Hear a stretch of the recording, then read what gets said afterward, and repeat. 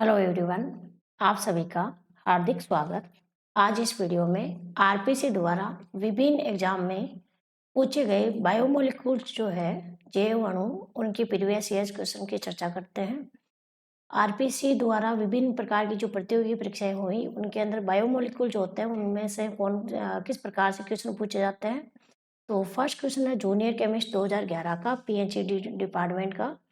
Glucose निम्न में से किसके साथ अभिक्रिया नहीं करता? तो ग्लूकोज एक प्रकार का क्या होता है? मोनोसेक्राइड होता है, एक प्रकार का कार्बोहाइड्रेट है जो मोनोसेक्राइड होता है। इसके अंदर मोनोसेक्राइड इकाई पाई जाती है और ये जो है वो एक प्रकार का क्या होता है? अपचायक होता है। मतलब कि ये अपचित कर देता है और खुद क्या हो जाता है? ऑक्सीकृत हो जाता है। जैसे ये टोलेन अभिकर्मक को अपचित करके क्या बनाता है? अपने पास में रजत दर्पण बनाता है। रजत दर्पण बनाता है। हेलिंग विलयन के साथ में ये जो है वो क्यूप्रस ऑक्साइड का अपने पास में लाल रंग प्राप्त होता है और हाइड्रोजन साइनाइड के साथ में ये रिएक्शन करके क्या बनाता है? साइनोहाइड्रिन का फॉर्मेशन करता है। लेकिन जो ग्लूकोज होता है वो सिर्फ अभिकर्मक के साथ में कोई रिएक्शन नहीं करता। तो इस क्वेश्चन का राइट आंसर हो जाएगा ऑप्शन नंबर 1। सेकेंड क्वेश्चन है ये ग्लूकोज का ही है। ग्लूकोज की रिएक्शन करवा के फेनिल हाइड्रोजन से, जब ग्लूकोज की रिएक्शन फेनिल हाइड्रोजन के साथ में करवाई जाती है, फेनिल हाइड्रोजन के 3 मोल के साथ में जब ग्लूकोज या फ्रक्टोज की रिएक्शन करवाते हैं, चाहे ग्लूकोज हो चाहे फ्रक्टोज हो, किसी की भी रिएक्शन जब फेनिल हाइड्रोजन से करवाएंगे तो एक तो ओसाजोन बनेगा और एक अपने पास में यहाँ बनता है एनिलीन। एक अणु एनिलीन का बनता है, एक अणु अमोनिया का बनता है और एक क्या प्राप्त होता है? अपने को ओसाजोन प्राप्त होता है। ओसाजोन क्या हो जाएगा अपने पास में? CS double bond N NH C6H5 C double bond N NH6H5।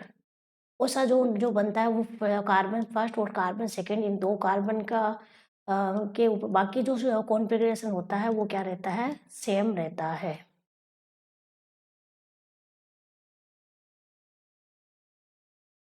इस प्रकार इसको क्या बोलते हैं? ओसाजोन बोलते हैं। तो ओसाजोन कौन बनाते हैं? जिनके C1 और C2 जो कार्बन होता है वो अगर भिन्न है तो चलेगा, लेकिन C1 C2 के अलावा जो इसके अलावा जो बाकी कॉन्फ़िगरेशन है वो क्या होना चाहिए? समान होना चाहिए। के अलावा बाकी विन्यास जो है वो क्या होना चाहिए? सेम होना चाहिए। बाकी विन्यास सेम होना चाहिए, वो ओसाजोन बनाएंगे। विन्यास समान होना चाहिए। जैसे कि ग्लूकोज फ्रक्टोज ओसाजोन बनाते हैं, लेकिन ग्लूकोज जो अपने पास में ग्लूकोज फ्रक्टोज ओसाजोन बनाते हैं, इसके अलावा ग्लूकोज और मेनोज भी ओसाजोन बनाते हैं, लेकिन गैलेक्टोज ओसाजोन नहीं बनाता क्योंकि गैलेक्टोज के C4 कार्बन में चेंज होता है। तो इस क्वेश्चन का राइट आंसर क्या हो जाएगा? Option number 1। ये ओसाजोन के साथ और क्या बनाता है? एनिलीन बनाता है और 1 मोल अमोनिया का बनता है। सुक्रोज के बारे में कौन सा कथन सही नहीं है? तो सुक्रोज एक प्रकार की क्या होती है? अपने पास में डाइसैकेराइड है। ये एक प्रकार की क्या है? डाइसैकेराइड है। डाइसैकेराइड का मतलब होता है इसके अंदर 2 मोनोसैकेराइड इकाइयाँ होती है। तो जो सुक्रोज होती है वो 2 मोनोसैकेराइड इकाइयाँ, एक ग्लूकोज और एक फ्रक्टोज से मिलकर बनी हुई होती है। जब सुक्रोज का जल अपघटन करवाया जाता है, जब सुक्रोज का क्या करवाएंगे? जल अपघटन करवाएंगे, अम्लीय जल अपघटन या इसका जल अपघटन करवाते हैं, तो एक तो ये बनाता है ग्लूकोज और एक ये बनाता है अपने पास में सुक्रोज। डी क्यों लिख रहे हैं? क्योंकि जितने भी जो शर्कराएँ होती है, शर्कराएँ जो होती है अपने पास में, या जो कार्बोहाइड्रेट होता है उनका जो विन्यास होता है, शर्कराओं का जो विन्यास होता है वो क्या विन्यास होता है? डी विन्यास होता है। इसलिए मोस्टली इनको लिखा जाता है डी। अधिकांशतः जो शर्कराएँ होती है वो डी विन्यास की पाई जाती है, इसलिए इनको डी लिखा जाता है। तो सुक्रोज का जब अपन जल अपघटन करवाते हैं, चैतन्य अम्ल की उपस्थिति में जल अपघटन करवाते हैं, तो ये समान मोलर में 1 मोल बनाता है ग्लूकोज का और 1 मोल बनाता है फ्रक्टोज का। तो ये तो सही है। ये सुक्रोज के अम्लीय जल अपघटन के साथ में प्रकाशीय घूर्णन में परिवर्तन होता है। बिल्कुल से जो सुक्रोज होता है इसका जो घूर्णन कोण होता है वो होता है +66.5 डिग्री। मतलब कि जो सुक्रोज होता है वो दक्षिण ध्रुवण गुणक होता है, डेक्स्ट्रो रोटेटरी होता है, दक्षिण ध्रुवण गुणक होता है। लेकिन इनका जो मिश्रण प्राप्त होता है वो अपने को प्राप्त होता है वाम ध्रुवण गुणक। ये कैसा प्राप्त होता है? वाम ध्रुवण गुणक प्राप्त होता है। ऐसा क्यों होता है कि जो ग्लूकोज होता है अपने पास में, ग्लूकोज का जो घूर्णन कोण का मान आएगा वो अपने पास में +52.7 आएगा, +52.7 डिग्री। और जो फ्रक्टोज होता है इसका होता है अपने पास में -92.4 डिग्री। तो जो अपने पास में यहाँ पे अपने ओवरऑल जो बचेगा वो माइनस में बचेगा, इसलिए जो अपने को यहाँ प्राप्त होता है इसका वो क्या होता है? माइनस में होता है, इसलिए सुक्रोज जो होती है वो एक प्रकार का क्या होता है अपने पास में ये वाम ध्रुवण गुणक होता है, तो इसलिए इसके विन्यास में चेंज आ जाता है। तो जो इसका जो घूर्णन कोण का मान है वो परिवर्तित हो जाता है, इसलिए इसको इन्वर्ट भी बोलते हैं। जो सुक्रोज होता है इसको इन्वर्ट शर्करा भी कहा जाता है। इन्वर्ट शर्करा भी कहते हैं इसको, क्योंकि इसके घूर्णन कोण का मान जो है वो क्या हो जाता है? जलपतन के बाद में परिवर्तित हो जाता है। तो प्रकाश के घूर्णन में चेंज आता है, बिल्कुल सही है। पहले ये कैसा रहता है? दक्षिण ध्रुव गुणक रहता है, लेकिन जैसे इसका जलीय अपघटन करवाया जाता है तो ये कैसा बन जाता है? वाम ध्रुवण गुणक बन जाता है, लियो रोटेटरी हो जाता है। सुक्रोज में जो ग्लूकोज होता है वो ग्लाइकोसाइडिक ग्लूकोज के C1 और फ्रक्टोज के C2 से जुड़ता है। इसके अंदर जो ग्लूकोज होता है ये अपने पास में अल्फा डी ग्लूकोज होता है, और जो अपने पास में फ्रक्टोज होता है वो बीटा डी ग्लूकोज होता है। सुक्रोज के अंदर जो दोनों मोनोसेकेराइड इकाइयाँ जुड़ती है उनके अंदर जो ग्लूकोज होता है उसका C1 कार्बन और फ्रक्टोज के C2 कार्बन से जुड़ता है, तो इसके अंदर C1 C2 बॉन्डिंग होती है। C1 C2 बॉन्डिंग होती है जिसके अंदर ग्लूकोज किस प्रकार का होता है? अल्फा डी ग्लूकोज होता है, और फ्रक्टोज कैसा होता है? बीटा डी ग्लूकोज होता है, तो ये भी सही है। और इनके बीच में जो बॉन्ड बनता है उसको क्या बोलता है? Glycosidic bond. तो इसके अंदर अल्फा बीटा ग्लाइकोसाइडिक बॉन्ड का फॉर्मेशन होता है। फ्रक्टोज का जलीय विलयन परिवर्तित ध्रुवण घूर्णन प्रदर्शित करता है। ये फ्रक्टोज का जलीय विलयन तो प्रदर्शित करता है, लेकिन यहाँ फ्रक्टोज का नहीं पूछा है, सुक्रोज का पूछा है, ये गलत लिखा हुआ है। तो सुक्रोज का जो अपने पास में जलीय विलयन होता है वो म्यूटा रोटेशन प्रदर्शित नहीं करता, क्योंकि सुक्रोज होती है वो सुक्रोज एक प्रकार की अनअपचयी शर्करा है। ये नॉन रिड्यूसिंग शर्करा होती है, अनअपचयी शर्करा।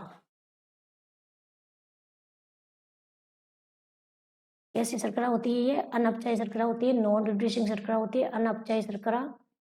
अनअपचयी शर्करा नॉन रिड्यूसिंग है, इसलिए ये जो है वो म्यूटा रोटेशन प्रदर्शित नहीं करती। इसके अलावा ये फेनिल विलयन को फेनिल हाइड्रोजन के साथ में जो है वो ओसाजोन नहीं बनाती। इसके अलावा ये जो हाइड्रोक्सिल अमीन होता है उसके साथ भी ये रिएक्ट नहीं करती, तो हाइड्रोक्सिल अमीन इसके साथ ये ऑक्सिम नहीं बनाती। इसके अलावा ये फेनिल हाइड्रोजन के साथ में ओसाजोन नहीं बनाती। फेनिल विलयन को जो है वो रिड्यूस नहीं करती। तो इस प्रकार ये कैसी होती है? अनअपचयी शर्करा होती है। तो ये अनअपचयी शर्करा होने की वजह से इसका जो म्यूटा रोटेशन होता है इसमें परिवर्तित घूर्णन गुणन नहीं पाया जाता है, ये इसके अंदर नहीं होता है। तो ये क्या हो गया? रॉन्ग हो गया स्टेटमेंट सुक्रोज के बारे में। तो ऑप्शन नंबर 4 राइट आंसर है। जूनियर के में 2011 के क्वेश्चन है अपने को, बीटा डी ग्लूकोज में कितने कार्बन है? किरेल कार्बन है। जो ग्लूकोज होता है, ग्लूकोज के अंदर 4 किरेल कार्बन होते हैं। ग्लूकोज होता है अपने पास में जो ओपन चेन ग्लूकोज है,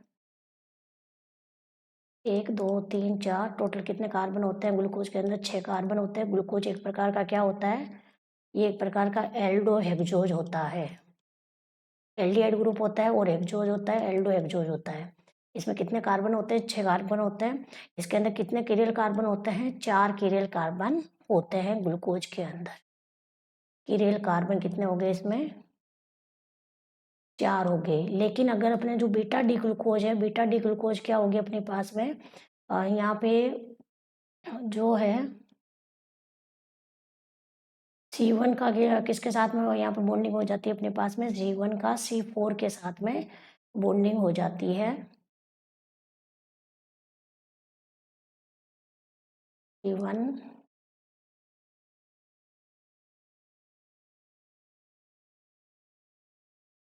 C1 जो है वो C5 के साथ में क्या बना लेता है अपने पास में? C1 और C5 के बीच में इनके एक ये कौन सी स्ट्रक्चर बना लेते हैं अपने पास में, पायरेनोज स्ट्रक्चर बना लेते हैं। ये इस प्रकार से जो बीटा के अंदर क्या होता है, जो एच OH होता है वो ऊपर रहता है फर्स्ट कार्बन पर, H जो है वो नीचे रहता है।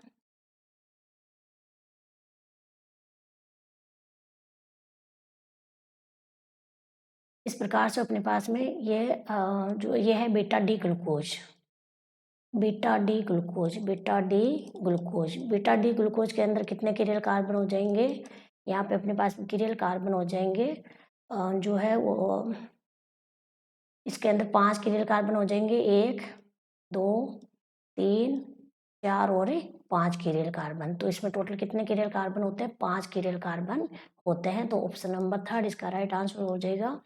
बीटा डी ग्लूकोज जो होती है वो इसकी साइक्लिक स्ट्रक्चर होती है ग्लूकोज की, एल्फा और बीटा 2 एनोमर में पाई जाता है। तो इसकी जो संरचना होती है वो किस प्रकार की होती है, पायरेनोज टाइप की होती है। 6 मेंबर रिंग होती है जिसके अंदर ऑक्सीजन एटम जो हेटेरोएटम होता है। तो इसके अंदर कितने किरियल कार्बन हो जाएंगे, 6 हो जाएंगे। और यूं ग्लूकोज में पूछे तो कितने किरियल कार्बन होते हैं, 4 होते हैं। तो इस क्वेश्चन का राइट आंसर हो जाएगा ऑप्शन नंबर 3। इसके अंदर जो फर्स्ट है वो भी अपने पास में क्या होगा, किरियल होगा। और ये बॉन्ड अपने पास में इधर वो OH आएगा तो ये बॉन्ड इधर आके जुड़ेगा ऐसे। तो अपने यहाँ से हटा देते हैं।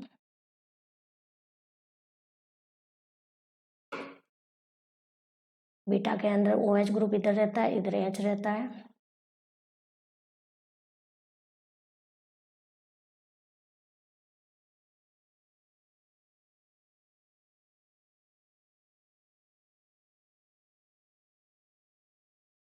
नेक्स्ट क्वेश्चन SCF 2011 का क्वेश्चन है, स्टार्च क्या होता है, स्टार्च सेलुलोज ये क्या होते हैं, पॉलीसेकेराइड्स होते हैं। पॉलीसेकेराइड में एग्जाम्पल कौन कौन से पढ़ते हैं, एक तो स्टार्च का, एक अपन पढ़ते हैं सेलुलोज का,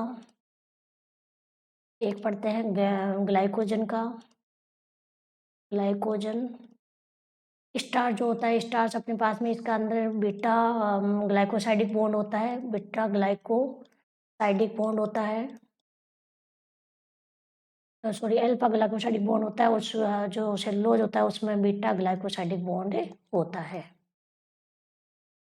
जो अपने पास में सेलुलोज होता है वो सेलुलोज बीटा जो डी ग्लूकोज होता है उसका पॉलीमर होता है, जबकि जो स्टार्च होता है वो अल्फा डी ग्लूकोज का पॉलीमर होता है। स्टार्च जो होता है इसके अंदर 2 यूनिट पाई जाती है, इसके अंदर 2 एक तो होती है अल्फा एमाइलोज, अल्फा एमाइलोज, और एक होती है इसके अंदर बीटा एमाइलोज। बीटा जो एमाइलोज होता है इसी को बोलते हैं एमाइलोपेक्टिन, एमाइलोपेक्टिन। जो अल्फा एमाइलोज होता है ये होता है 10 से 20% भाग, जबकि जो एमाइलोपेक्टिन होता है वो होता है लगभग 80 से 90% भाग किसका, स्टार्च का।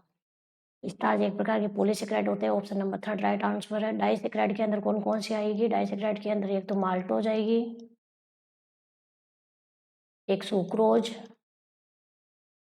एक लैक्टोज। माल्टोज में के दोनों यूनिट जो होती है ग्लूकोज की होती है, सुक्रोज के अंदर एक होती है अपने पास में ग्लूकोज की, एक होती है फ्रक्टोज की, और लैक्टोज के अंदर एक होती है ग्लूकोज की और एक होती है अपने पास में, एक तो होगी ग्लूकोज की और एक होगी गैलेक्टोज की। ओलिगोसेकेराइड क्या होता है, यदि 2 से 10 तक मोनोसेकेराइड इकाइयाँ जुड़ी होती है तो उनको ओलिगोसेकेराइड कहते हैं। पॉलीसेकेराइड के अंदर जो मोनोसेकेराइड इकाई होती है वो 10 से अधिक होती है।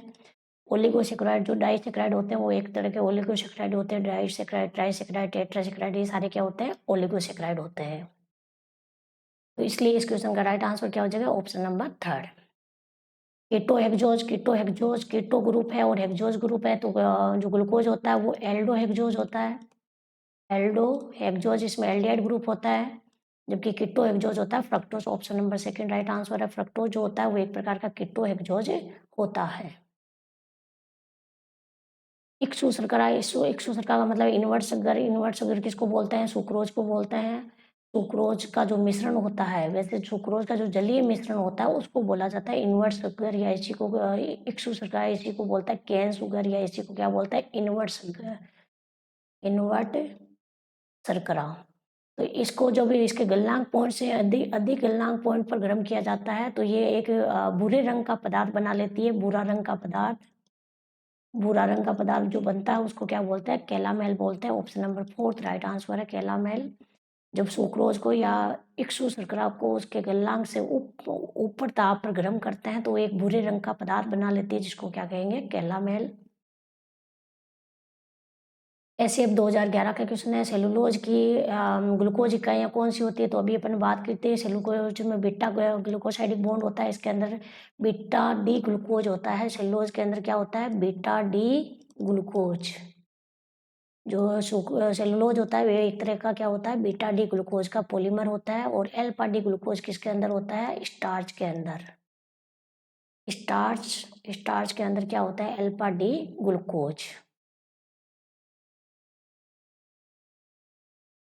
अल्फा डी ग्लूकोज के किसके अंदर होगा? स्टार्च के अंदर होगा। और बीटा डी ग्लूकोज किसके अंदर होगा? अपने पास में सेलुलोज के अंदर होगा। ऐसे अब 2011 का क्वेश्चन है अल्फा इमाइलोज और बीटा इमाइलोज या जिसको बोलते हैं इमाइलोपेक्टिन, तो ये किसके भाग होते हैं? ये स्टार्च के भाग होते हैं। ऑप्शन नंबर 3 राइट आंसर है। इमाइलोज कितना होता है? 10 से 20% होता है। और बीटा ये कितना होता है? लगभग 80 से 90%। ये होता जो होता है वो ब्रांच्ड होता है, शाखित होता है। और जबकि जो इमाइलोज होता है वो अशाखित होता है, अनब्रांच्ड होता है। इसके अंदर C1 और अपने पास में C4 होती है, जबकि इसके अंदर C1 C4 के अलावा C4 C6 बॉन्डिंग भी होती है, ग्लाइकोसाइडिक बॉन्ड भी होते हैं। दोनों किस प्रकार के होते हैं? दोनों ही अपने पास में दोनों के अंदर जो है वो अल्फा डी ग्लूकोज यूनिट पाई जाती है। एसीएफ 2011 जो ग्लूकोज को मेनोज में परिवर्तन होता है, जो ग्लूकोज का मेनोज में परिवर्तन होना क्या कहलाता है? एपिमेराइजेशन कहलाता है। ऑप्शन नंबर 3 राइट आंसर है। यदि C1 के कार्बन के अलावा C1 कार्बन के अलावा अन्य कार्बन पर चेंज है, अन्य कार्बन एटम पर परिवर्तन है तो उनको क्या बोलते हैं? एपीमर बोलते हैं। उनको क्या बोलेंगे? एपीमर बोलेंगे। तो ग्लूकोज क्या होता है अपने पास में? CHO। जब ग्लूकोज का अपन यदि ओपन करके लिखते हैं इस प्रकार से अपने को ग्लूकोज देखने को मिलता है।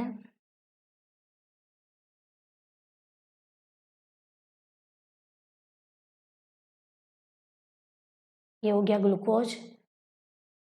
और मेनो जो होता है, मेनो सेकंड कार्बन पर ग्लूकोज के में चेंज पाया जाता है तो उसको बोलते हैं मेनोज।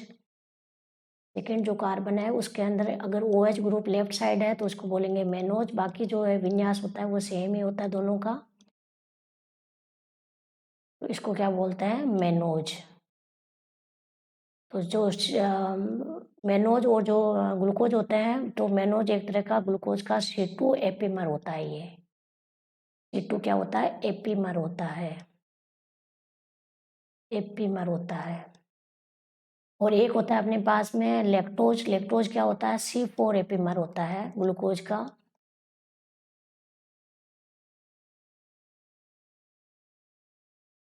ग्लूकोज का जो C4 कार्बन होता है उसमें चेंज कर पाया जाता है। इसको पूरा ही बना देते हैं अपन, ग्लूकोज को पूरा ही बना देते हैं, पता रहे। तो C4 अपने पास में कार्बन होता है ग्लूकोज C4। कितने कार्बन हो गए? ये हो गया अपने पास में ग्लूकोज। तो ग्लूकोज जो होता है उसका जो C4 कार्बन होता है उसमें और गैलेक्टोज के C4 कार्बन में चेंज होता है, तो इसलिए ये क्या होता है अपने पास में? C4 एपीमर होता है। ये क्या हो गया? गैलेक्टोज। गैलेक्टोज। तो गैलेक्टोज जो होता है वो क्या होता है? ग्लूकोज का C4 एपीमर होता है। तो एपीमर क्या है अपने पास में? C1 के अलावा अन्य कार्बन पर चेंज है तो क्या एपीमर बोलते हैं? अगर C1 पर चेंज है, C1 कार्बन पर चेंज है पर परिवर्तन है तो क्या कहलाते हैं वो? एनोमर कहलाते हैं। जैसे कि alpha and beta D glucose, ये क्या होते हैं? एक दूसरे के एनोमर होते हैं। तो ग्लूकोज का मेनोज में चेंज होना, तो ग्लूकोज मेनोज एक दूसरे के एपीमर होते हैं, तो इस रिएक्शन को क्या बोल देंगे? एपीमराइजेशन कह देंगे। कौन सा एंजाइम प्रोटीन होता है? तो एंजाइम प्रोटीन होता है इंसुलिन। इंसुलिन एक प्रकार का हार्मोन होता है जो एक प्रकार की प्रोटीन भी होती है। और किस प्रकार की प्रोटीन होती है? ये एंजाइम प्रोटीन होती है। नीन हाइड्रीन जो होता है, नीन हाइड्रीन प्रोटीन, या अपन कह सकते हैं एमिनो अम्लों के परीक्षण के लिए कौन सा काम में लेते हैं? परीक्षण नीन हाइड्रीन परीक्षण काम में लेते हैं। नीन हाइड्रीन परीक्षण के अंदर जो प्रोटीन या जो एमिनो अम्ल होते हैं, क्योंकि प्रोटीन जो होता है वो एमिनो अम्लों के क्या होते हैं? बहुलक होते हैं। ये प्रोटीन जो होते हैं वो अल्फा एमिनो अम्लों के क्या होते हैं? बहुलक होते हैं। तो चाहे अल्फा एमिनो अम्ल को या अपने पास में प्रोटीन को, तो नीन हाइड्रीन जो होती है वो प्रोटीन या एमिनो अम्लों का परीक्षण देती है, और ये प्रोटीन जो होती है वो नीन हाइड्रीन के साथ नीला रंग प्रदर्शित करती है। ऑप्शन नंबर 3 राइट आंसर है। इसके अलावा और भी आपको परीक्षण ध्यान रखना है। और कौन कौन से परीक्षण है जो इम्पोर्टेंट है आपको ध्यान रखना है? एक होता है बायोयूरेट परीक्षण, तो बैंगनी रंग देती है ये बायोयूरेट परीक्षण के साथ में। बायोयूरेट जो टेस्ट होता है उसके साथ कौन सा रंग देती है? वायलेट कलर देती है, बैंगनी रंग देती है। नारंगी रंग, पीला रंग देती है आयोडीन टेस्ट के साथ में। आयोडीन टेस्ट करवाते हैं तो पीला रंग देती है। इसके अलावा अपने पास में जेंथोप्रोटिक जो टेस्ट होता है उसमें क्या होता है? सबसे पहले जेंथोप्रोटिक टेस्ट के अंदर जब अपने इसकी रिएक्शन नाइट्रिक एसिड से करवाते हैं तो ये पीला रंग देती है। और जब इसकी आगे रिएक्शन अगर अमोनिया से कर दी जाती है तो क्या बन जाता है अपने पास में? नारंगी रंग बन जाता है। तो जेंथोप्रोटिक जो टेस्ट होता है उसके अंदर क्या बनता है? पीला रंग बनता है पहले, और फिर बाद में क्या बनता है? नारंगी रंग बनता है। एक और आपको ध्यान रखना है, मिलन टेस्ट। तो एक तो ये हो गया नीन हाइड्रीन टेस्ट, नीला रंग तो किसके साथ हो गया? नीन हाइड्रीन के साथ में। नीन हाइड्रीन, एक हो गया आयोडीन टेस्ट, एक हो गया नीन हाइड्रीन टेस्ट, एक हो गया जेंथोप्रोटिक टेस्ट, एक हो गया बायोयूरेट टेस्ट, और एक आपको ध्यान रखना है मिलन टेस्ट, मिलन परीक्षण। मिलन टेस्ट क्या होता है? मिलन टेस्ट के अंदर जब इसकी रिएक्शन करवाई जाती है नाइट्रिक एसिड के साथ में, पारे में, जब पारे के अंदर नाइट्रिक एसिड के साथ रिएक्शन करवाते हैं तो ये अपने को कलर देता है, श्वेत अवक्षेप बनाता है। तो इस प्रकार ये प्रोटीन के कुछ परीक्षण है जिनके द्वारा आसानी से पता लगाया जा सकता है कि उनमें प्रोटीन प्रेजेंट है या नहीं है। तो इस क्वेश्चन का राइट आंसर होगा ऑप्शन नंबर 3। एसीएफ 2011 का एक क्वेश्चन है, आरएनए का अवयव कौन सा नहीं है? तो आरएनए एक प्रकार का न्यूक्लिक एसिड है। न्यूक्लिक जो अम्ल होते हैं उनके अंदर क्या क्या होता है अपने पास में? जो आरएनए न्यूक्लिक जो एसिड होते हैं, न्यूक्लिक अम्ल जो होते हैं, न्यूक्लिक अम्ल न्यूक्लिक अम्ल जो होते हैं वो न्यूक्लियोटाइड के क्या होते हैं? पॉलीमर होते हैं। न्यूक्लियोटाइड के ये क्या होते हैं? बहुलक होते हैं। और न्यूक्लियोटाइड क्या होता है अपने पास में? न्यूक्लियोटाइड होता है न्यूक्लियोसाइड और फॉस्फेट अणु से मिलकर बना होता है। Nucleoside plus phosphate. और न्यूक्लियोसाइड क्या होता है? न्यूक्लियोसाइड के अंदर अपने पास में एक तो होती है शर्करा और एक होता है सारक, शुगर और बेस। ये जो सारक होते हैं ये फिर दो प्रकार के होते हैं, एक होता है पिरीमिडीन और एक होता है प्यूरीन सारक। प्यूरीन सारक के अंदर दो आते हैं, एक तो आता है एडिनिन और एक होता है ग्वानिन। और पिरीमिडीन सारक के अंदर एक तो अपने पास में रहता है एक तो रहता है अपने पास में थाइमिन, एक होता है साइटोसिन, और एक अपने पास में होता है यहाँ पे साइटोसिन, थाइमिन, और एक कौन सा होगा यहाँ पे? यूरेसिल होगा। अब जो अपने पास में डीएनए होता है, इस डीएनए के अंदर थाइमिन और साइटोसिन पाया जाता है, जबकि जो आरएनए होता है, आरएनए के अंदर होता है साइटोसिन और यूरेसिल। इस प्रकार आरएनए के अंदर क्या क्या होते हैं? आरएनए के अंदर साइटोसिन, डीएनए के अंदर क्या क्या होंगे? डीएनए में एक तो होगा साइटोसिन, एक होगा थाइमिन, एक होगा एडिनिन और एक होगा ग्वानिन। और जो आरएनए होता है, आरएनए के अंदर कौन कौन से कारक होते हैं? आरएनए के अंदर एक तो होता है साइटोसिन, थाइमिन की जगह क्या होता है? यूरेसिल, एडेनिन, और फिर क्या हो जाएगा? ग्वानिन। और जो डीएनए होता है, डीएनए के अंदर अपने पास में डीएनए डबल स्टैंडर्ड का होता है, द्विकुंडलित होता है, ये एकल होता है। और ये द्विकुंडलित होता है, द्विकुंडलित होता है। इसलिए जो डीएनए होता है, डीएनए के अंदर जो शर्कराएँ होती है वो आपस में हाइड्रोजन बॉन्ड के द्वारा जुड़ी होती है। जो यहाँ पे जो एडेनिन होते हैं वो थाइमिन के साथ में डबल बॉन्ड से, और जो गुआनिन होता है वो ट्रिपल बॉन्ड से जुड़ी होती है साइटोसिन के साथ में। डीएनए जो होता है, शर्करा कौन सी होती है इसके अंदर? शर्करा कौन सी होगी? आरएनए के अंदर जो शर्करा होती है वो होती है डीऑक्सीराइबो शर्करा, बीटा डी राइबो शर्करा, डीऑक्सी नहीं डी राइबो शर्करा। और डीएनए के अंदर जो होती है वो होती है beta D 2 deoxy, 2 deoxy ribose. तो ये चीज़ें आपको इनके अंदर ध्यान रखनी है। तो इस क्वेश्चन का राइट अपने पास में जो आरएनए है, आरएनए के अंदर कौन सा भाग नहीं है? डी राइबो शर्करा है, एडेनिन है, पिरीडिन नहीं होता, पिरीमिडीन होता है, पिरीमिडीन क्षारक होता है, पिरीडिन नहीं होता। पिरीडिन तो अलग चीज़ होगी, पिरीमिडीन अलग चीज़ होगी। तो ऑप्शन नंबर 4 राइट है। फॉस्फेट भी है, क्योंकि आरएनए एक प्रकार का न्यूक्लिक अम्ल है। न्यूक्लिक अम्ल के अंदर क्या होता है? न्यूक्लियोटाइड के बहुलक होते हैं। न्यूक्लियोटाइड का मतलब होता है न्यूक्लियोसाइड और फॉस्फेट। और न्यूक्लियोसाइड क्या होता है? न्यूक्लियोसाइड होता है शर्करा और क्षारक। और शर्करा कौन सी होती है? आरएनए के अंदर होती है डी राइबोज, और डीएनए के अंदर होती है डी ऑक्सीराइबोज। और क्षारक कौन से होते हैं? पिरिमिडिन और प्यूरिन। तो आरएनए के अंदर जो पिरिमिडिन क्षारक होता है वो साइटोसिन और यूरेसिल होते हैं, जबकि प्यूरिन जो क्षारक होता है वो होता है एडेनिन और गुआनिन। डीएनए के अंदर जो पिरिमिडिन क्षारक होता है वो थाइमिन और साइटोसिन होते हैं। एंजाइम क्या होता है? तो एंजाइम एक प्रकार के प्रोटीन ही होते हैं। ऑप्शन नंबर 1 राइट आंसर है। एंजाइम किससे मिलकर बने होते हैं? प्रोटीन से मिलकर बने होते हैं, एक तरह के प्रोटीन ही होते हैं। फ्लो में ऊपर से शर्करा बनती है, तो फ्लो के अंदर फ्रक्टोज शर्करा होती है, फ्रूट शर्करा होती है, फ्रक्टोज मीठी शर्करा होती है। ऑप्शन नंबर 2 राइट आंसर है। सुक्रोज होती है वो किस में पाई जाती है? गन्ने में पाई जाती है, जिसको केन शुगर कहते हैं। एंजाइम की सक्रियता को घटाने वाले, एंजाइम की जो सक्रियता को कम करेंगे उनको बोलेंगे inhibitor. Option number 2 right answer है। प्रतिवर्धक मतलब कोई अभिक्रियाशीलता को कम करने वाले क्या कहलाते हैं? प्रतिवर्धक। बढ़ाने वाले क्या कहलाते हैं? वर्धक। ये क्या करते हैं? बढ़ाते हैं। एंजाइम की क्रियाशीलता को बढ़ाने वाले क्या कहलाते हैं? वर्धक। और घटाने वाले कहलाते हैं प्रतिवर्धक या इनहिबिटर। सेट 2012 का क्वेश्चन है। डी ग्लूकोज और डी मेनोज, डी ग्लूकोज और डी मेनोज एक दूसरे के क्या होते हैं? एपीमर होते हैं। और किस प्रकार के एपीमर होते हैं? ये C2 एपीमर होते हैं। ऑप्शन नंबर 3 राइट आंसर है। कौन सा प्रकृति में नहीं पाया जाता? तो लाइलोज जो एंजाइम शर्करा होती है वो प्रकृति में नहीं पाई जाती। ऑप्शन नंबर 4 राइट आंसर है। लाइलोज जो शर्करा है वो प्रकृति में नहीं होती। जाइलोज होती है, एरिबिनोज होती है, राइबोज होती है, ग्लूकोज होती है, फ्रक्टोज होती है, सब पाई जाती है। फाइब्रोइन क्या संबंधित होता है? तो फाइब्रोन जो होता है वो एक प्रकार के अपने पास में बीटा, ये एक प्रकार की क्या होती है? प्रोटीन होती है। किस प्रकार की प्रोटीन होती है? ये एक प्रकार की बीटा प्लेटिनेट शीट प्रोटीन होती है। तो ऑप्शन नंबर 4 राइट आंसर है।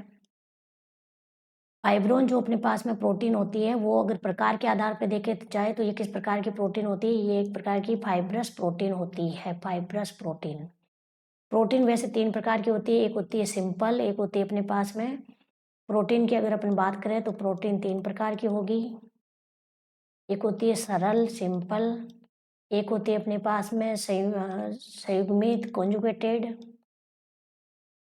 एक अपने पास में होती है व्युत्पित व्युत्पित व्युत्पन्न प्रोटीन। डेराइव्ड प्रोटीन जो सिंपल प्रोटीन होती है ये फिर 2 प्रकार की होती है। एक होती है ग्लोबल, एक होती है फाइब्रस। फाइब्रस फाइब्रस का मतलब तंतु प्रोटीन। और एक होती है globular protein, globular protein. Globular का मतलब है गोलाकार प्रोटीन। तो इनके आपको एग्जाम्पल ध्यान रखने हैं, बहुत बार एग्जाम्पल पूछे जाते हैं। कुछ एग्जाम्पल है जो आपको याद रखना है क्योंकि ये जो मोस्टली पूछे जाते हैं। तो फाइब्रोन जो प्रोटीन होती है, फाइब्रोन या तंतु जो प्रोटीन होती है, इसके अंदर कौन कौन से एग्जाम्पल आएंगे?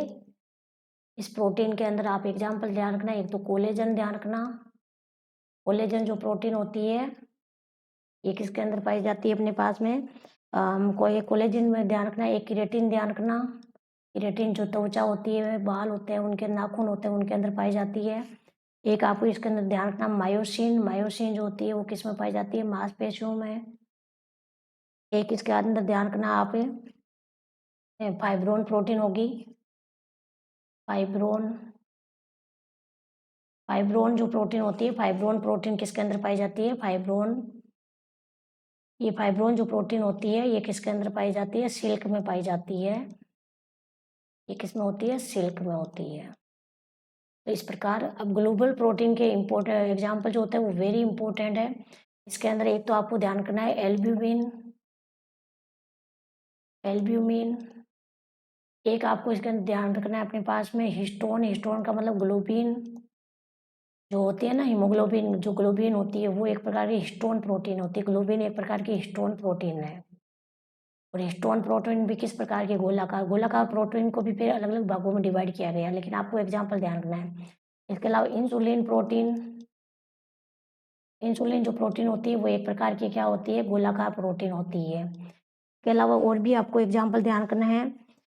जैसे आपको ध्यान करना है ग्लूटेनिन या ये ग्लोबुलिन क्या आ गया अपने पास? ग्लोबुलिन हिस्टोन प्रोटीन ये क्या आ गया? एक प्रकार से हीमोग्लोबिन आ गया। तो हीमोग्लोबिन एक प्रकार से गोलाकार प्रोटीन होती है। इंसुलिन भी गोलाकार प्रोटीन होती है। एल्ब्यूमिन भी एक प्रकार की क्या होती है? गोलाकार प्रोटीन होती है। तो इसके जो मोस्टली इसके आपको ज़्यादातर एग्जाम्पल पूछे जाते हैं। तो फाइब्रोन एक प्रकार की क्या होती है? फाइब्रस प्रोटीन होती है जो बीटा प्लेटलेट शीट के रूप में से संबंधित होती है। जाइमेज एंजाइम, तो जाइमेज जो एंजाइम होता है वो ग्लूकोज का एथेनॉल में चेंज करना क्या कहलाता है? जाइमेज एंजाइम कहलाता है। जो ग्लूकोज होता है C6H12O6 इस ग्लूकोज का एथेनॉल के अंदर चेंज होना क्या कहलाता है अपने पास में? जाइमेज एंजाइम के द्वारा होता है। तो ऑप्शन नंबर 4 राइट आंसर है। स्टार से डाई स्टार जो होता है, इस स्टार से डाई सेकेराइड कौन सी बनती है? स्टार से बनता है माल्टोज। फिर माल्टोज से बनता है ग्लूकोज। तो स्टार्च से अपने पास में माल्टोज में जो चेंज होता है वो होता है डाई स्टेज एंजाइम। माल्टोज का ग्लूकोज में जो चेंज होता है वो माल्टेज एंजाइम के द्वारा होता है। और ग्लूकोज का जो एथेनॉल के अंदर होता है या एल्कोहल के अंदर होता है वो कौन सा एंजाइम हो गया? जाइमेज एंजाइम हो गया। जाइमेज एंजाइम। माल्टोज का ग्लूकोज में कौन सा एंजाइम हो गया? माल्टेज हो गया। ये तो माल्टेज हो गया। स्टार्च से डाइसेकेराइड का मतलब है माल्टोज। माल्टोज के अंदर किस एंजाइम से परिवर्तन होगा? डाइस्टेज से। सुक्रोज का इन्वर्ट सुक्रोज होती है वो किसके अंदर परिवर्तित होगी? सुक्रोज का प्रतिलोमन इसलिए बोल रहे हैं कि सुक्रोज जो है वो क्या बनाएगी अपने पास में? ग्लूकोज बनाएगी और फ्रक्टोज बनाएगी। और इनका जो मिश्रण होता है वो कैसा होता है? वाम ध्रुवण गुणक होता है। ये कैसा होता है? नेगेटिव होता है, वाम ध्रुवण गुणक होता है। जबकि ये खुद कैसा होता है? दक्षिण ध्रुवण गुणक होता है। इसलिए इसको बोलते हैं शर्करा का प्रतिबंध बोलते हैं, इन्वर्जन ऑफ शुगर। तो ये जो है इसको इसलिए इन्वर्ट भी बोलते हैं। इनका जो मिश्रण होता है इसको क्या बोलेंगे? इन्वर्ट शुगर, इन्वर्ट शर्करा। तो इनके जो जो एंजाइम होता है उसको बोलते हैं इन्वर्टेज एंजाइम। Invertase enzyme. तो इस क्वेश्चन का राइट आंसर हो जाएगा ऑप्शन नंबर 4। जो हीमोग्लोबिन होता है इसका जो मोलिकुलर वेट होता है वो लगभग 64,500 होता है वैसे एक्यूरेट तो, लेकिन ये 64,500 नहीं दिया रखा है तो 65,000 लिख सकते हैं अपन। तो ऑप्शन नंबर 2 राइट आंसर है। हीमोग्लोबिन का मोलिकुलर वेट। शेड 2013 का क्वेश्चन है। उस शर्करा को बताइए जो फेनिल हाइड्रेशन के साथ में ओसाजोन नहीं बनाते। ओसाजोन कौन बनाएंगे? ओसाजोन वो बनाते हैं जिनके C1 और C2 पर चेंज हो, लेकिन C1 C2 के अलावा अन्य जो अपने पास में अन्य जो विन्यास है वो क्या होना चाहिए? सेम होना चाहिए। अन्य विन्यास सेम हो तभी वो क्या बनाएंगे? ओसाजोन बनाएंगे। समान ओसाजोन बनाएंगे। समान का पूछा है। अन्य विन्यास समान होगा तो वो समान ओसाजोन बनाएंगे। अगर समान विन्यास नहीं है तो वो समान ओसाजोन नहीं बनाएंगे। तो जो गैलेक्टोज होता है, गैलेक्टोज एक प्रकार का C4 एपीमर है।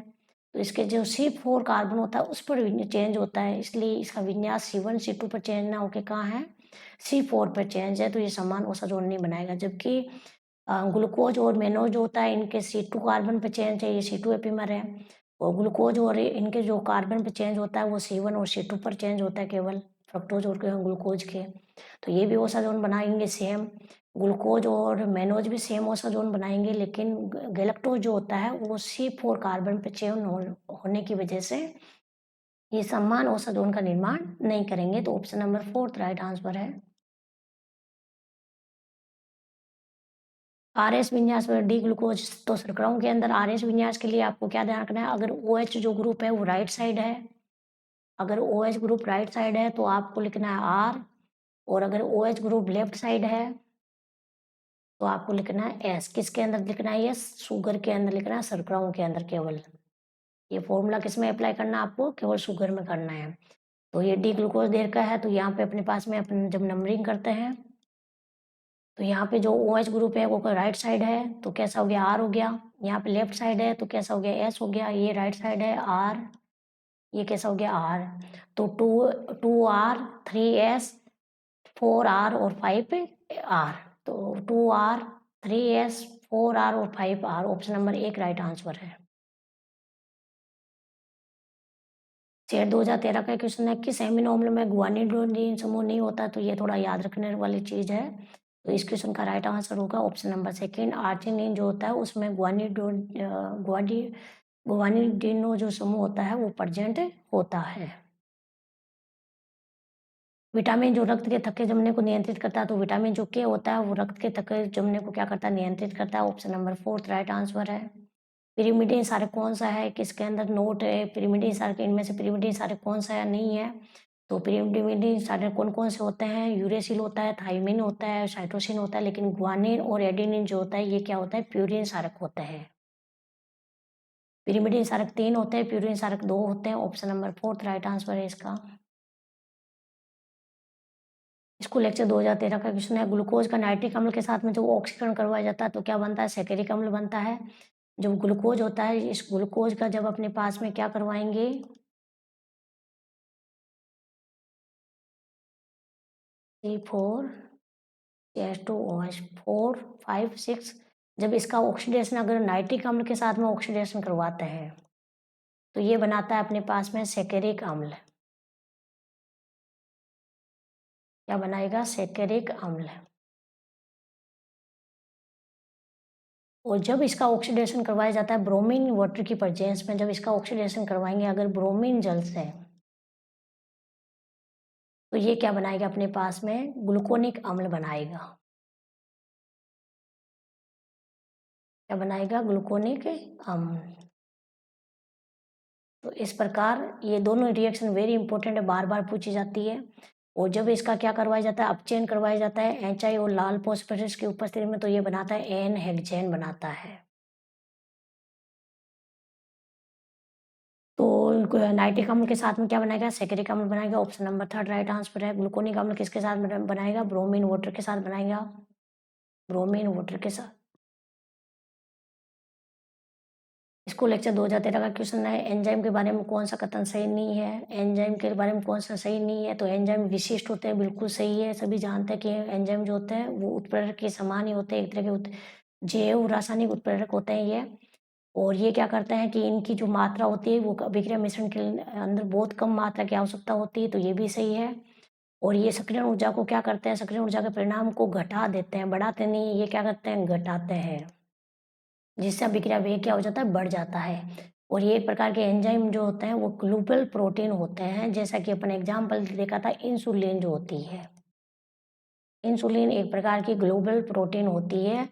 तो एंजाइम जो होते हैं वो एक प्रकार, एंजाइम क्या होता है? प्रोटीन होते हैं। और किस प्रकार के प्रोटीन होते हैं? एंजाइम ग्लोबल प्रोटीन होते हैं। इसको लेक्चर 2013 का एक क्वेश्चन है, इंसुलिन निम्न में से किस प्रकार के प्रोटीन है? तो ये ग्लोबल प्रोटीन होती है। ऑप्शन नंबर 2 राइट आंसर है। वैसे इंपॉर्टेंट क्वेश्चन आपको लिखवा दिए थे।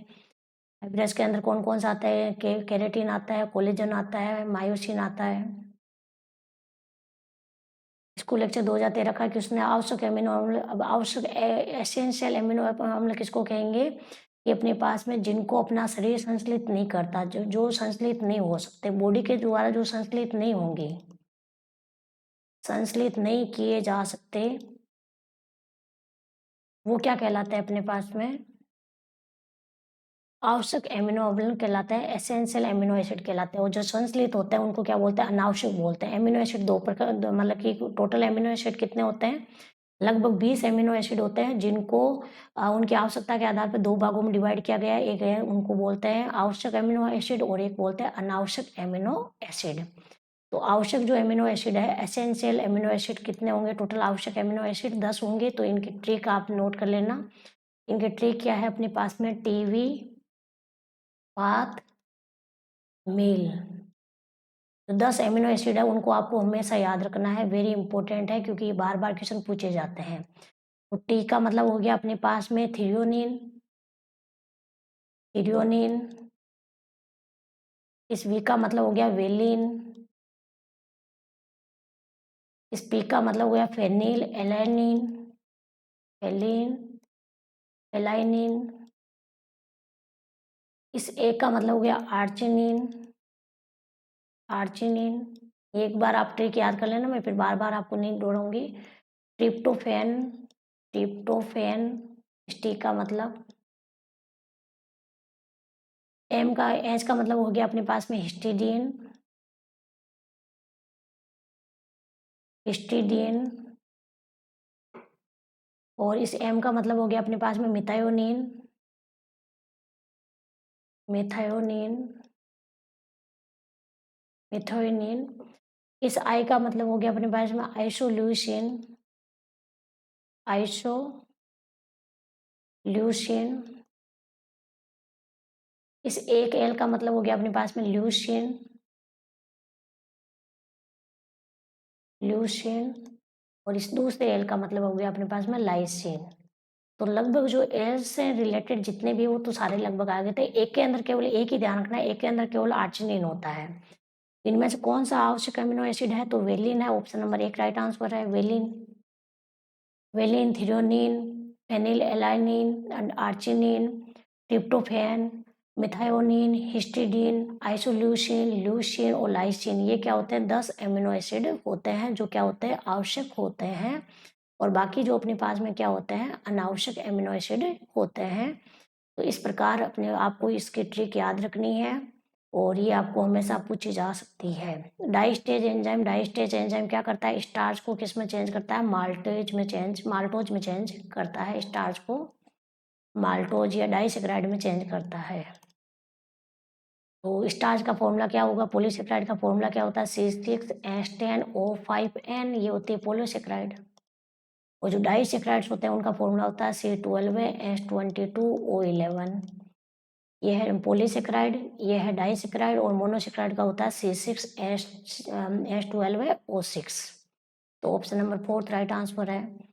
जो स्टार्च है, स्टार्च का जब जल अपघटन करवाया जाता है और इसको किस में चेंज करते हैं? डाइसेक्राइड में चेंज करते हैं। तो डाइसेक्राइड में जब चेंज किया जाता है तो कौन सा एंजाइम प्रयुक्त होता है? डाइस्टेज एंजाइम प्रयुक्त होता है। केमिस्ट 2014 का क्वेश्चन है ग्लूकोज। ये ग्लूकोज दिया हुआ है अपने को। ग्लूकोज को किस एंजाइम की उपस्थिति में एथेनॉल में चेंज करते हैं? तो जाइमेज एंजाइम की उपस्थिति में। ऑप्शन नंबर 2 राइट आंसर है। इन्वर्टेज क्या करता है? इन्वर्टेज सुक्रोज का जल अपघटन करता है। सुक्रोज का किस में चेंज करता है? फ्रक्टोज और ग्लूकोज के अंदर, फ्रक्टोज और ग्लूकोज के अंदर। डाइस्टेज अभी अपन ने देख लिया था किसका चेंज करता है? स्टार्च का माल्टोज में। और माल्टोज का ग्लूकोज में कौन चेंज करता है? माल्टेज चेंज करता है। ये कुछ एंजाइम है जो आपको ध्यान रखना है। ग्लूकोज। केमिस्ट 2014 का क्वेश्चन है नॉन रिड्यूसिंग शुगर कौन सी है? तो नॉन रिड्यूसिंग शुगर के अंदर एक तो आती है सारी की सारी पॉलीसेकेराइड्स। जितनी भी जो पॉलीसेकेराइड्स होती है वो सारी किस प्रकार की होती है? नॉन रिड्यूसिंग होती है।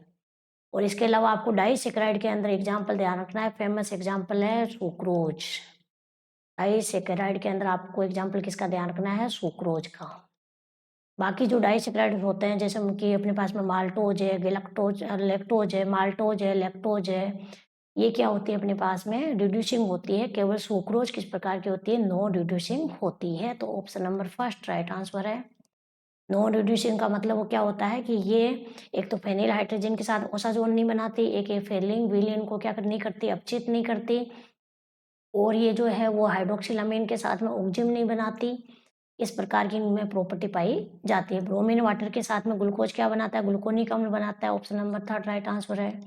सैकरिक अम्ल किसके साथ बनाता है? ये नाइट्रिक अम्ल के साथ बनाता है।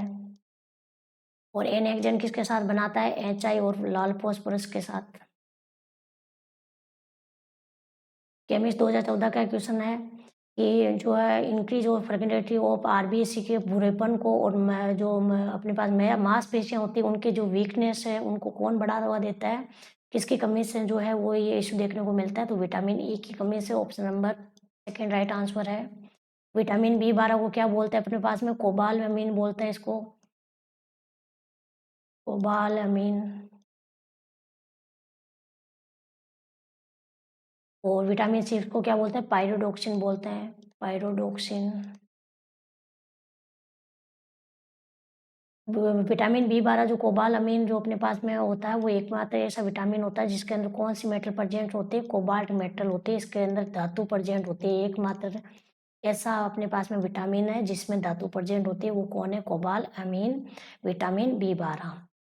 डीएनए के अंदर कौन सी शुगर होती है? तो डीएनए के अंदर जो शुगर होती है वो बीटा डी 2 डीऑक्सीराइबोज होती है, 2 deoxyribose. Option number 1 right answer है। और बीटा डी राइबोज किसके अंदर होती है? आरएनए के अंदर होती है। इसके अंदर क्या होता है? जो सेकंड पोजीशन होती है उस सेकंड पोजीशन के ऊपर क्या पाया जाता है अपने पास में? ऑक्सीजन नहीं रहता है, तो यहाँ पे ये होगी अपने पास में HH, second carbon, first second.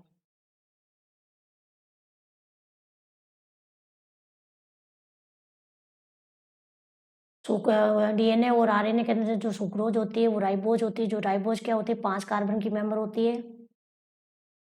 5 carbon carbon की शुगर होती है। जो राइबोज अपने पास में शुगर है, राइबोज शुगर एक प्रकार की क्या है?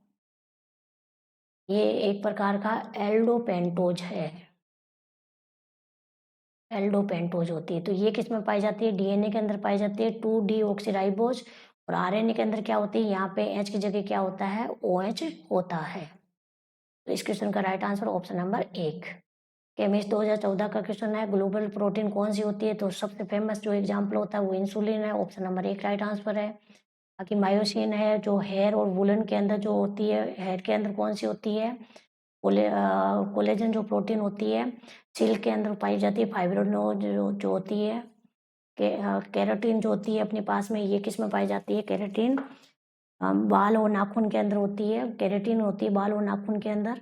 मायोसिन मांसपेशियों में पाई जाती है। सिल्क के अंदर कौन सी होती है? फाइब्रोजन जो प्रोटीन होती है वो सिल्क में पाई जाती है। तो इंसुलिन एक प्रकार की क्या होती है? ग्लोबुलर प्रोटीन होती है। इनमें से कौन सा एसेंशियल आवश्यक एमिनो अम्ल नहीं है? तो अभी अपन ने ट्रिक देख ली थी। आवश्यक एमिनो अम्ल 10 होते हैं, उनके अंदर एलाइनिन नहीं आता। ऑप्शन नंबर 3 राइट आंसर है। और फेमस एग्जाम्पल है एलाइनिन। एलाइनिन आपको मोस्टली दे दिया हुआ मिलता है क्वेश्चन के अंदर। तो एलाइनिन जो होता है वो अनावश्यक एमिनो एसिड होता है, आवश्यक नहीं होता है, एसेंशियल नहीं होता है।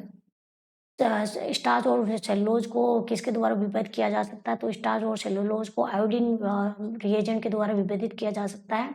जो स्टार्च होता है वो आयोडीन के साथ में रिएक्ट करता है, ये रिएक्ट करता है, लेकिन सेलुलोज इसके साथ रिएक्ट नहीं करता है। तो ऑप्शन नंबर 2 राइट आंसर है। इसके द्वारा इनको आसानी से जो है वो एक दूसरे को में अंतर को डिवाइड किया जा सकता है, या एक दूसरे में अंतर को आसानी से पहचाना जा सकता है।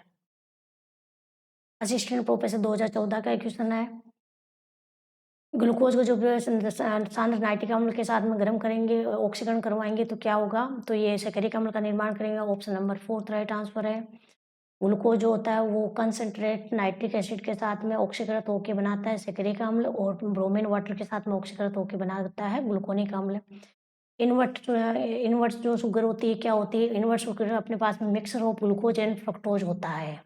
तो ऑप्शन नंबर 2 राइट है, लेकिन इन्होंने क्या कर दिया, हिंदी के अंदर पूरा ही गलत दे दिया, यहाँ इन्होंने सुक्रोज लिख दिया, इसलिए इस क्वेश्चन को डिलीट कर दिया।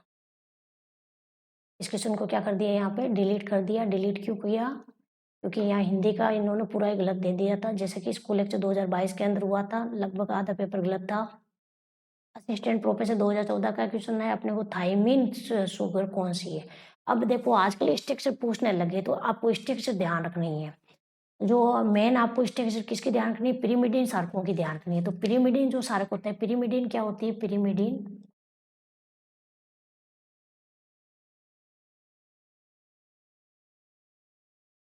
ये अपने पास में जो है पिरिमिडीन है। ये अपने पास में क्या होगी, पिरिमिडीन सारक होगी। यहाँ पे H नहीं आएंगे इसके अंदर। पिरिमिडीन जो सारक होती है वो ये पिरिमिडीन सारक है, इसको बोलते हैं पिरिमिडीन बोलते हैं। नंबरिंग अपने पास में यहाँ से शुरू करते हैं 1 2 3 जो भी है।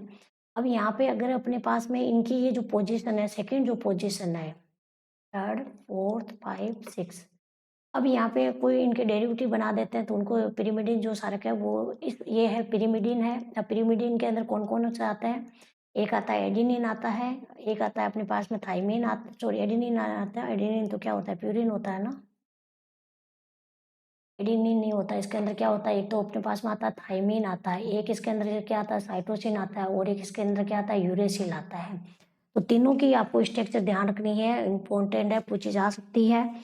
तो ये जो फर्स्ट ये अपने को दे रखा है, ये किसकी दे रखी है, ये यूरेसिल की दे रखी है। ये किसकी है, यूरेसिल की है ये। आईपीसी नाम भी पूछ सकते हैं, तो आईपीसी नाम भी आपको ध्यान रखना है। नंबरिंग इधर से करेंगे 1 2 3 4 5 6, तो इसका आईपीसी नाम क्या बन जाएगा, 2,4 डाई ऑक्सो पिरिमिडीन। पिरिमिडीन ये तो इसको ऐसे भी पूछ सकते हैं, 2,4 डाई ऑक्सो पिरिमिडीन को क्या कहते हैं, तो यूरेसिल। तो यूरेसिल क्या होता है, यूरेसिल एक प्रकार का 2,4 डाई ऑक्सो पिरिमिडीन होता है। तो ये तो हो गई पिरिमिडीन की। अब यदि यहाँ पे NH2 ग्रुप लगा हुआ है और यहाँ पे डबल बॉन्ड O ग्रुप लगा हुआ है, ऑक्सो और अमीनो ग्रुप लगा हुआ है, तो ये है साइटोसिन। ये क्या होती है, साइटोसिन। इसका नाम क्या बन जाएगा, 4 अमीनो 2 ऑक्सो पिरिमिडीन। तो आपको ये भी पूछा जा सकता है पिरिमिडीन कि साइटोसिन का आईपीसी नाम क्या, 4 अमीनो 2 ऑक्सो पिरिमिडीन, क्योंकि आजकल पेपर पैटर्न आपको ही पता चेंज हो गया। अब ये जो होता है जिसके अंदर क्या होता है, 2 ऑक्सो ग्रुप लगे होते हैं, जैसे कि ये अगर इस मेथिल ग्रुप को हटा दे तो ये किसकी संरचना बन जाएगी, ये अपने पास में संरचना बन जाएगी यूरेसिल की। अब CH3 ग्रुप लगा हुआ है तो ये होगी संरचना किसकी, थाइमीन की, थाइमीन। अब इसका अगर अपना आईपीसी नाम करें तो थाइमीन का आईपीसी नाम क्या हो जाएगा, 5 methyl 2,4 di oxo 2,4 di oxo pyrimidine. Pyrimidine तो आपको इनकी तो कम से कम प्यूरिन की नाम ध्यान रखो, तो कम से कम इनकी तो आपको ध्यान रखनी ही रखनी है, क्योंकि आजकल ये क्वेश्चन अभी 2024 जो स्कूल लेक्चर का पेपर हुआ था उसके अंदर भी इस टाइप का क्वेश्चन पूछ लिया था। तो आपको स्ट्रक्चर ध्यान रखनी ही रखनी है। तो ये फर्स्ट यूरेसिल की, दूसरी किसकी साइटोसिन की, तीसरी किसकी, थाइमीन की। अपने को किसकी पूछी है, थाइमीन की पूछी है। तो ऑप्शन नंबर 3 इसका राइट आंसर होगा। अगर अपन बात करें प्यूरिन की, थोड़ा सा नज़र मार लेना, इसको भी क्या पता इसका पूछ ले। आजकल एग्जामिनर का कोई भरोसा नहीं है। एग्जामिनर जो आपको भी पता है कि किस टाइप से क्वेश्चन पूछे जा रहे हैं।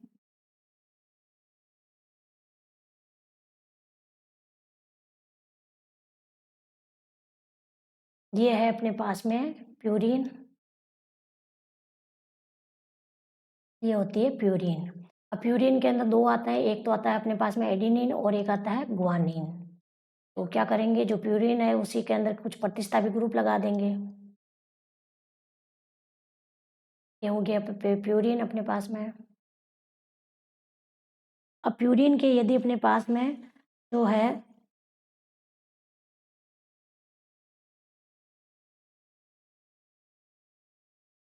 यहाँ पे यदि अपने पास में लगा हुआ है NH2 ग्रुप लगा हुआ है यहाँ पे, बाकी पूरा ग्रुप सेम ही है, तो इसको बोल देंगे एडिनिन। और अगर अपने पास में यहाँ पे ऑक्सो ग्रुप भी लगा दिया अमीनो के साथ साथ,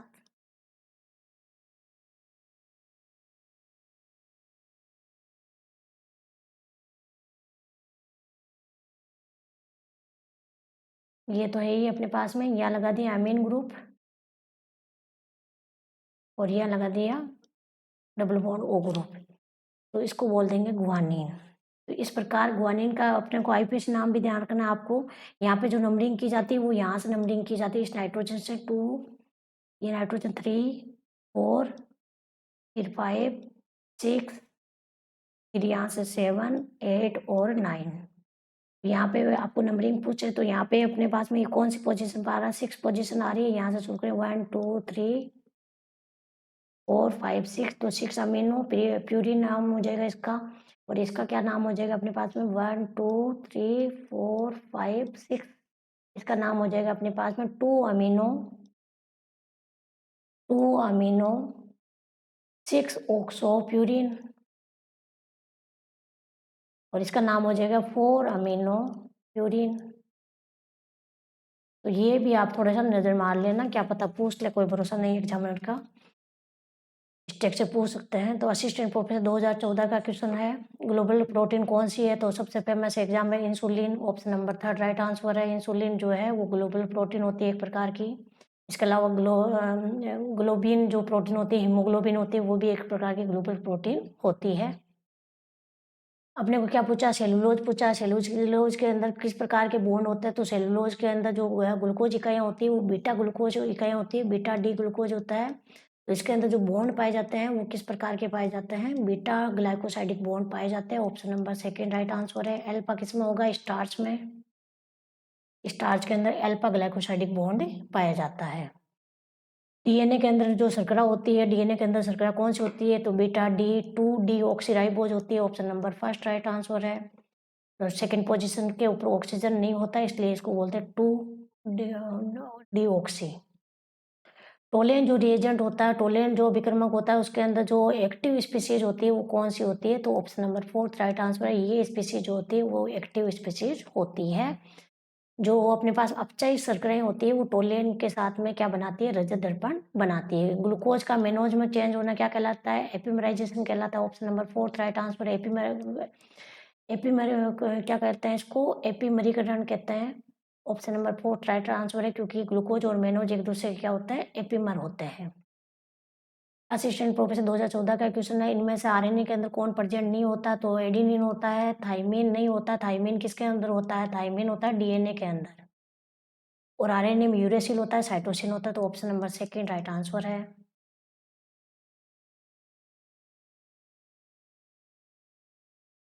जो प्रोटीन होता है, प्रोटीन का जब अम्लीय या एंजाइम जलपूरण करवाते हैं तो प्रोटीन किसके बहुलक होते हैं, ये अल्फा एमिनो अम्लों के क्या होते हैं, बहुलक होते हैं। अल्फा एमिनो अम्लों के बहुलक होते हैं। इसलिए अपने पास में ये क्या बना लेंगे, जब इनका जलपूरण करवाएंगे तो अपने को क्या प्राप्त होंगे, अल्फा एमिनो अम्ल प्राप्त होंगे। ये अल्फा एमिनो अम्लों के बहुलक होते हैं। तो प्रोटीन जो होता है इनका जब, और जो एमिनो अम्ल होते हैं वो एल एमिनो अम्ल होते हैं। आपको ध्यान रखना है, जिस प्रकार से जो शर्करा होती है, शर्कराएं मोस्टली जो शर्कराएं होती है वो कौन सी होती है, डी होती है। वो जो एमिनो अम्ल होते हैं अपने पास में, एमिनो अम्ल क्या होते हैं, ये एल विन्यास के होते हैं। ये ध्यान रखना है आपको, अधिकांश थे, बहुत रेयर केस में कभी कभार हो सकता है डी हो, तो बाकी मोस्टली क्या होता है, एल ही होते हैं। तो ऑप्शन नंबर 2 राइट आंसर है। जब प्रोटीन का जलकटन करवाएंगे तो अपने को एल अल्फा एमिनो अम्ल प्राप्त होंगे। स्कूल लेक्चर 2015 का क्वेश्चन है, ग्लूकोज की ब्रोमीन वाटर से रिएक्शन करवाएंगे तो क्या बनेगा, अपने पास में ग्लूकोनिक अम्ल बनेगा। ऑप्शन नंबर 3 राइट आंसर है। सेकेरिक अम्ल किसके साथ बनेगा, सांद्र नाइट्रिक अम्ल के साथ में। और एन हेक्सेन किसके साथ में बनेगा, HI और फॉस्फोरस के साथ में। ये क्वेश्चन भी रिपीटेड है कि इस प्रोटीन की कमी से आरबीसी को भूरेपन में वृद्धि और मांसपेशियों में कमजोरी, तो विटामिन ई की वजह से। ऑप्शन नंबर 2 राइट आंसर है। स्कूल लेक्चर 2015 का क्वेश्चन, आवश्यक अमीनो अम्ल कौन सा नहीं है, ये भी रिपीटेड क्वेश्चन है, एलाइनिन। डीएनए के अंदर ये भी क्वेश्चन रिपीटेड है, बार बार आ गया, कौन सा डीएनए के अंदर कौन सा होती है शुगर, तो होती है beta D 2 D oxyribose. Option number 4 right answer. D ribose किसके अंदर होती है, आरएनए के अंदर होती है। प्रोटीन की कौन सी संरचना एमिनो अम्लों के विशिष्ट क्रम से संबंधित है, तो ऑप्शन नंबर 1 राइट आंसर है। प्राइमरी जो स्ट्रक्चर होती है ये बताती है प्रोटीनों का विशिष्ट क्रम, विशिष्ट क्रम बताती है। वो जो सेकेंडरी होती है, सेकेंडरी अपने पास में बताती है जो पेप्टाइड होता है, पेप्टाइड जो होता है पेप्टाइडों का संरूपण प्रदर्शित करती है, ये कॉन्फिगरेशन प्रदर्शित करती है पेप्टाइड का। और जो सेकेंडरी होती है इसके अंदर एक तो होती है अल्फा हेलिक्स और एक होती है अपने पास में beta pleated pleated sheet structure. Alpha helix के अंदर क्या होता है, हाइड्रोजन बॉन्ड होते हैं, इसके अंदर जो स्ट्रक्चर होते हैं वो रिबन के समान स्ट्रक्चर होती है, जबकि बीटा के अंदर क्या होती है, जो पॉलीपेप्टाइड जो सर्कलाएँ होती है वो एक दूसरे के क्या होती है, विपरीत होती है। यहाँ पे जो सर्कलाएँ होती है वो विपरीत दिशा में स्थित होती है, एक दूसरे के अपोजिट होती है, विपरीत क्रम में होती है। इसमें भी हाइड्रोजन बॉन्ड होते हैं। जो टर्शरी अपने पास में स्ट्रक्चर होती है, इसके अंदर विभिन्न प्रकार के बॉन्ड होते हैं, जैसे इसमें हाइड्रोजन बॉन्ड भी होता है, इसमें सल्फाइड बॉन्ड भी होता है, डाइसल्फाइड बॉन्ड भी डाइसल्फाइड बॉन्ड भी होता है। इसके अलावा आयनिक बॉन्ड भी होता है, विभिन्न प्रकार के बॉन्ड जो होते हैं पाए जाते हैं। और जो फोर्थ अपने पास में स्ट्रक्चर होती है अमीन की, प्रोटीन की जो चतुर्थ है अपने पास में, अपन कह सकते हैं कौन सी, चतुष्क, या जो फोर्थ जो होती है उसके अंदर कोवलेंट बॉन्ड होता है, लेकिन इसमें जो शेष जो बॉन्ड होता है उसके अंदर बात करते हैं पेप्टाइड और डाइसल्फाइड बॉन्ड की, पेप्टाइड एंड डाइसल्फाइड बॉन्ड। और इसका एग्जाम्पल ध्यान रखना है, जो हीमोग्लोबिन होता है, हीमोग्लोबिन जो है वो उसके अंदर कौन सी प्रकार की संरचना देखने को मिलती है, चतुष्क जो प्रोटीन होती है वो संरचना देखने को मिलती है। जबकि जो अपने पास में टर्शरी स्ट्रक्चर होती है उसमें जो डाइसल्फाइड बॉन्ड होता है उसका एग्जाम्पल क्या देखने को मिलता है, इंसुलिन।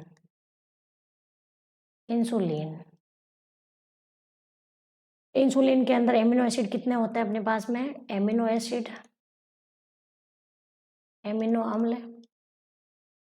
अम्ल जो होता है इंसुलिन के अंदर वो लगभग होते हैं 51। और जो हीमोग्लोबिन होता है, हीमोग्लोबिन के अंदर जो अपने पास में एमिनो एसिड होते हैं वो लगभग होता है 574, लगभग 574। अब आपको ये जो विशिष्ट क्रम है, एमिनो एसिड का जो विशिष्ट क्रम है, ये किसने प्रदर्शित किया था, ये प्रदर्शित किया था फ्रेडरिक सेंगर ने। जिनके लिए उनको 2 बार नोबेल प्राइज दिया गया। और इन्होंने जो किया था वो इंसुलिन है उसके जो एमिनो एसिड है उनके अंदर विभिन्न प्रकार के जो विशिष्ट क्रम है उनको बार बार जो है वो चेक किया था। तो फ्रेडरिक सेंगर ने जो विशिष्ट क्रम के बारे में जानकारी दी थी और इन्होंने इंसुलिन के ऊपर जो है अपना रिसर्च किया था और इनको 2 बार इसके लिए नोबेल प्राइज दिया गया। तो विशिष्ट क्रम का पूछे तो प्राइमरी स्ट्रक्चर होती है, और अपने पास में अपोजिट जो चेन होती है वो किस में वर्क करती है, बीटा प्लेटेड शीट के अंदर। और एल्फा हेलिक्स के अंदर हाइड्रोजन बॉन्ड होता है जो रिबन स्ट्रक्चर जुड़ी होती है। और जो टर्शरी होते हैं उसके अंदर विभिन्न प्रकार के बॉन्ड देखने को मिलते हैं, hydrogen bond, sulphide bond, ionic bond. और जो अपने पास में फोर्थ जो क्वाटरनरी अपने पास में स्ट्रक्चर होती है उसके अंदर जो कोवलेंट बॉन्ड होता है वो पेप्टाइड, और इसके अंदर किसकी बात करते हैं, सहसंयोजक बंध की बात करते हैं। सहसंयोजक बंध की बात करते हैं, और मेन कौन सा सहसंयोजक बंध की बात करता है, पेप्टाइड और डाइसल्फाइड की। स्कूल लेक्चर 2018 का क्वेश्चन है, क्या विटामिन की कमी से रक्त के थक्का जमने से में वृद्धि पूर्ण करता है, तो विटामिन के रक्त के थक्का जमने को बढ़ाता है, तो ऑप्शन नंबर 1 राइट आंसर है। ग्लूकोज को लंबे समय तक जो HI के साथ में गर्म करते हैं, HI और लाल फॉस्फोरस के साथ में, तो ये किस में चेंज हो जाता है, एन हेक्सेन में चेंज हो जाता है, ऑप्शन नंबर 4 राइट आंसर है। ग्लूकोज क्या बना देगा, एन हेक्सेन बना देगा। ग्लूकोनिक अम्ल किसके साथ बनाता है, ब्रोमीन वाटर के साथ बनाता है। नाइट्रिक अम्ल के साथ क्या बनाता है, सैकरिक अम्ल बनाता है। बार बार रिपीट करेंगे तो याद रहेगा आपको। स्कूल लेक्चर 2018 का क्वेश्चन है, इस क्वेश्चन क्या दिया हुआ है कि ग्लूकोज के अंदर कार्बोनिल समूह की उपस्थिति किसके द्वारा होती है, तो कार्बोनिल समूह की उपस्थिति के लिए एक तो हाइड्रोजन साइनाइड से रिएक्शन करवाते हैं और एक रिएक्शन करवाते हैं हाइड्रोक्सिल अमीन से। NH2OH को क्या बोलते हैं, हाइड्रोक्सिल अमीन। तो जब इसकी रिएक्शन करवाई जाती है ग्लूकोज की KCN से, तो ये साइनोहाइड्रिन बनाता है, और साइनोहाइड्रिन का बनना प्रदर्शित करता है कि इसके अंदर क्या प्रेजेंट है, कार्बोनिल ग्रुप प्रेजेंट है। और जब इसकी रिएक्शन क्या करवाई जाती है हाइड्रोक्सिल अमीन के साथ में, तो ये ऑक्सिम बनाता है, जो प्रदर्शित करता है कि इसके अंदर क्या प्रेजेंट है, इसके अंदर कार्बोनिल समूह प्रेजेंट है। HI से क्या बनता है, एन हेक्सेन बनता है, जो 6 कार्बन की पुष्टि करता है। ये ग्लूकोज के अंदर 6 कार्बन होता है, इसकी पुष्टि कौन करता है, HI के साथ में जब इसका अपचयन करवाया जाता है तो ये एन हेक्सेन बनाता है। तो ग्लूकोज में कार्बोनिल ग्रुप है, ये इसकी पुष्टि कौन करेगा, या तो करेगा HCN करेगा या करेगा NH2OH। तो ऑप्शन नंबर 2 राइट आंसर है। एसएफ 2018 का क्वेश्चन है, डीएनए और आरएनए किरेल अणु होते हैं, उनके अंदर किरेलता का कारण क्या होता है? तो इनके अंदर जो शुगर प्रेजेंट होती है, इनके अंदर जो शर्करा होती है, शर्करा किस प्रकार की शर्करा होती है? डी शर्करा होती है, क्योंकि मोस्टली जो शर्कराएं होती है वो कौन से विन्यासित होती है? डी विन्यासित होती है। तो ऑप्शन नंबर 4 राइट आंसर है। और इस डी शर्करा के कारण ही जो आरएनए और डीएनए होते हैं उनके अंदर किरेल कार्बन या ये किरेलता प्रदर्शित करते हैं। ऐसे 2018 का क्वेश्चन है, ग्लूकोज को जब गर्म किया जाता है तो ओसाजोन बनता है। ओसाजोन कब बनता है? जब ग्लूकोज की रिएक्शन किससे करवाते हैं? फेनिल हाइड्रोजन से करवाते हैं। C6H5 NH2 से जब रिएक्शन करवाते हैं तो ये क्या बनाता है? ओसाजोन बनाता है। ऑप्शन नंबर 1 राइट आंसर है। अल्फा डी ग्लूकोज और बीटा डी ग्लूकोज का जो साम्य विशिष्ट घूर्णन होता है वो होता है 52.7 degree. Option number 4 right answer है। अल्फा का कितना होता है अपने पास में? अल्फा का होता है 112 डिग्री और बीटा का कितना होता है? 119 डिग्री। तो समय के साथ में जो अल्फा का तो घटता जाता है और बीटा का बढ़ के ये एक साम्य स्थिति में आ जाते हैं। और जब दोनों साम्य में होता है, अल्फा और बीटा जब दोनों साम्य में होता है तो उनका जो घूर्णन विशिष्ट जो घूर्णन प्राप्त होता है वो कितना प्राप्त होता है? 52.5 डिग्री। एशिया 2018 क्वेश्चन है, अमीनो अम्ल कौन सा अनिवार्य नहीं है? इनमें से कौन सा ऐसा अमीनो अम्ल है जो अनिवार्य नहीं है? तो ट्रिप्टोफैन होता है, लाइसिन होता है, वेलिन होता है, टायरोसिन नहीं होता। टायरोसिन ट्रिप्टोफैन होता है और थ्रियोनिन होता है। टी पर दो ही होते हैं, एक तो ट्रिप्टोफैन और एक थ्रियोनिन।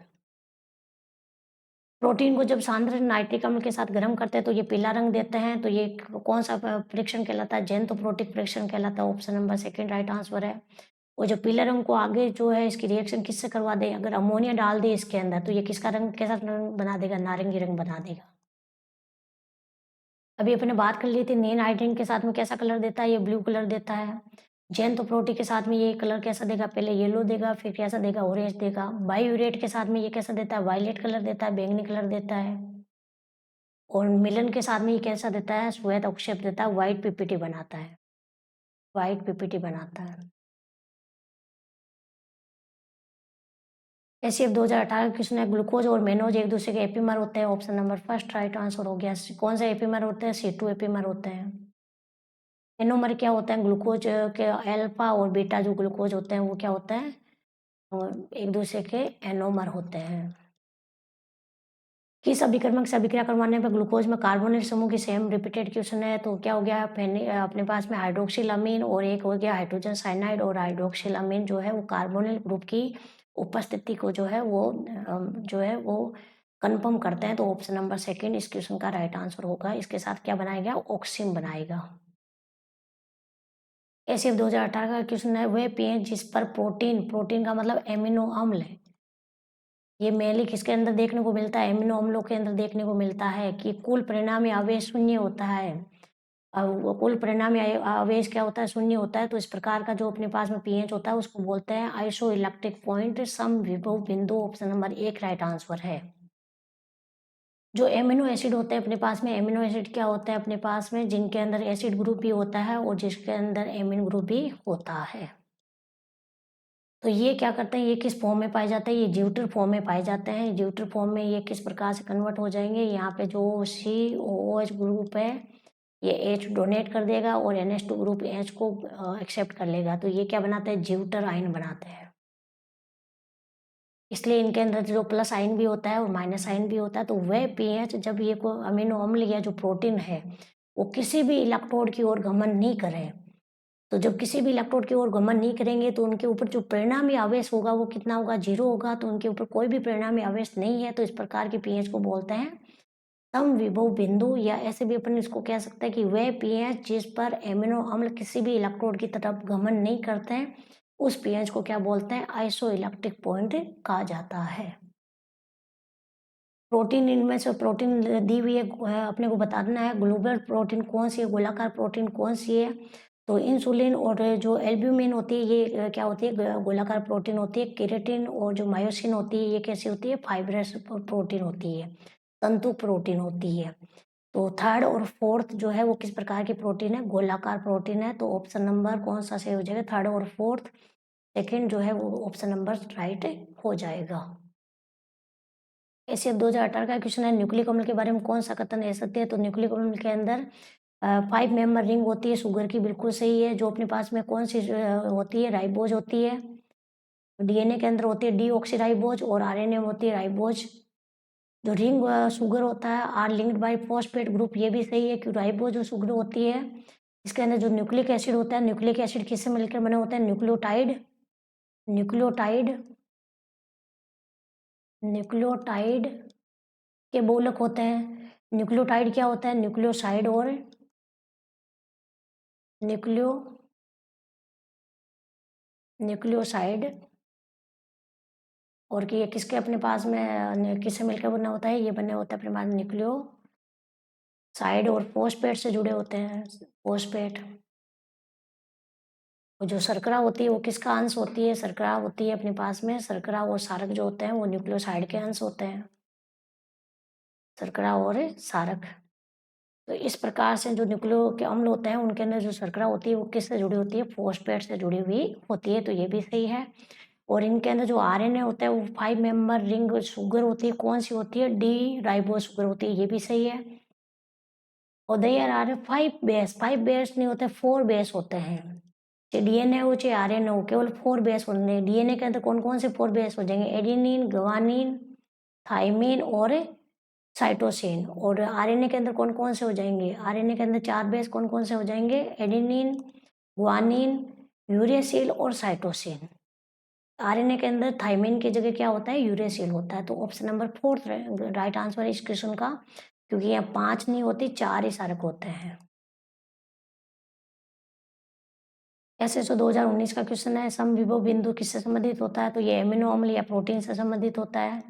वह पीएच जिस पर एमिनो अम्ल किसी भी इलेक्ट्रोड की तरफ गमन ना करे उसको क्या बोलते हैं, आइसोइलेक्ट्रिक पॉइंट।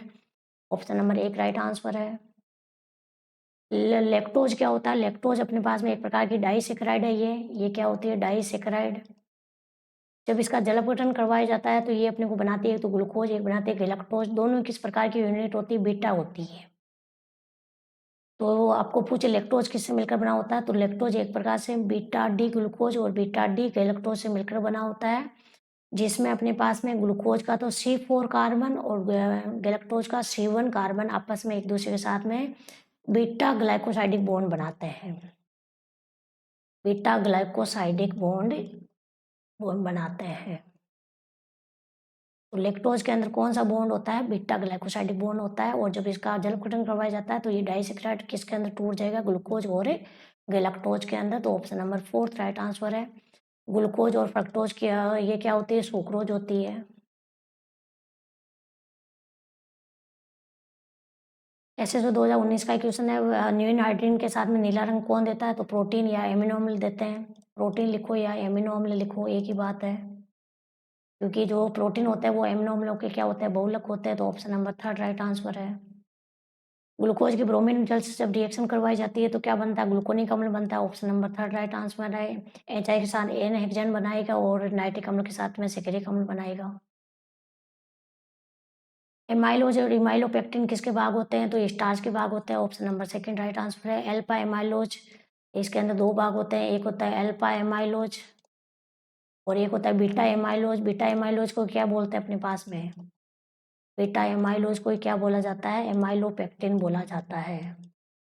एमाइलोपेक्टिन ये कितना अंश होता है, ये लगभग 80 से 90% अंश होता है, जबकि जो एमाइलोज होता है अल्फा एमाइलोज वो 10 से 20% अंश होता है। और स्टार्च के अंदर कौन सी बॉन्डिंग होती है, इसके अंदर एल्फा ग्लाइकोसाइडिक बॉन्ड होता है। एल्फा ग्लाइकोसाइडिक बंद होता है। इसके अंदर जो ग्लूकोज इकाइयाँ होती है वो एल्फा डी ग्लूकोज होता है, एल्फा डी ग्लूकोज इकाइयाँ होती है। जबकि सेलुलोज के अंदर क्या होती है, सेलुलोज के अंदर होता है बीटा डी ग्लूकोज। तो ये भी आपको ध्यान रखनी है चीज़ें।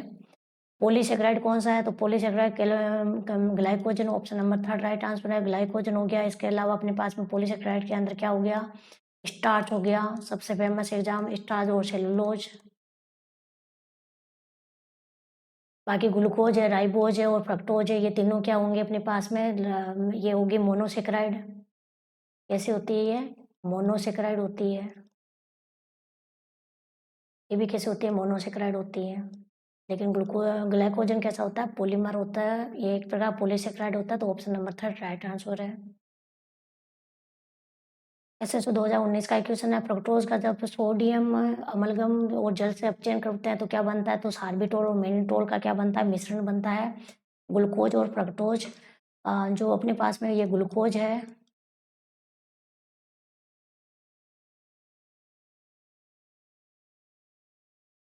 जब ग्लूकोज का अपने पास में ये है ग्लूकोज, जब ग्लूकोज का अपचयन करवाया जाता है, किसकी उपस्थिति में अपचयन करवाता है? सोडियम अमलगम की उपस्थिति में करवाता है, तो ये बनाता है अपने पास में सार्बिटोल। CH2OH है यहाँ पे, CH2OH, CHOH, बाकी पूरा विन्यास सेम है। केवल जो एल्डिहाइड ग्रुप था उसका अपचयन हो गया और वो किस में चेंज हो गया? एल्कोहल में चेंज हो गया, CH2OH। तो इसको बोलते हैं सार्बिटोल। सार्बिटोल। तो जब ग्लूकोज का अपचयन करवाया जाता है सोडियम अमलगम से, तो ये क्या बनाता है? सार्बिटोल बनाता है। लेकिन जब फ्रक्टोज का करवाते हैं, फ्रक्टोज क्या होगा अपने पास में? CH2OH, C double bond O, COHH, CHOH2, OH। Sorry, क्या हो गया? क्या लिख दिया मैंने? कितने कार्बन हो गए अपने पास में? 1 2 3 3 3 2 5 5, एक हो गया CH2OH, ये हो गया फ्रक्टोज। जब अपन फ्रक्टोज का करवाते हैं, अपचयन करवाते हैं सोडियम अमलगम से, तो ये अपने पास में मिश्रण बनाएगा, किसका बनाएगा? सार्बिटोल और मैनिटोल का मिश्रण बनाएगा। ये तो क्या बन गया अपने पास में? ये तो हो गया सार्बिटोल। सार्बिटोल। और साथ साथ ये किसका मिश्रण बनाता है? ये मैनिटोल का मिश्रण भी बनाता है। मैनिटोल और सार्बिटोल में केवल चेंज क्या है? सेकेंड कार्बन पर चेंज है। तो अपन कह सकते हैं सार्बिटोल और मैनिटोल एक दूसरे के क्या होते हैं? C2 एपिमर होते हैं।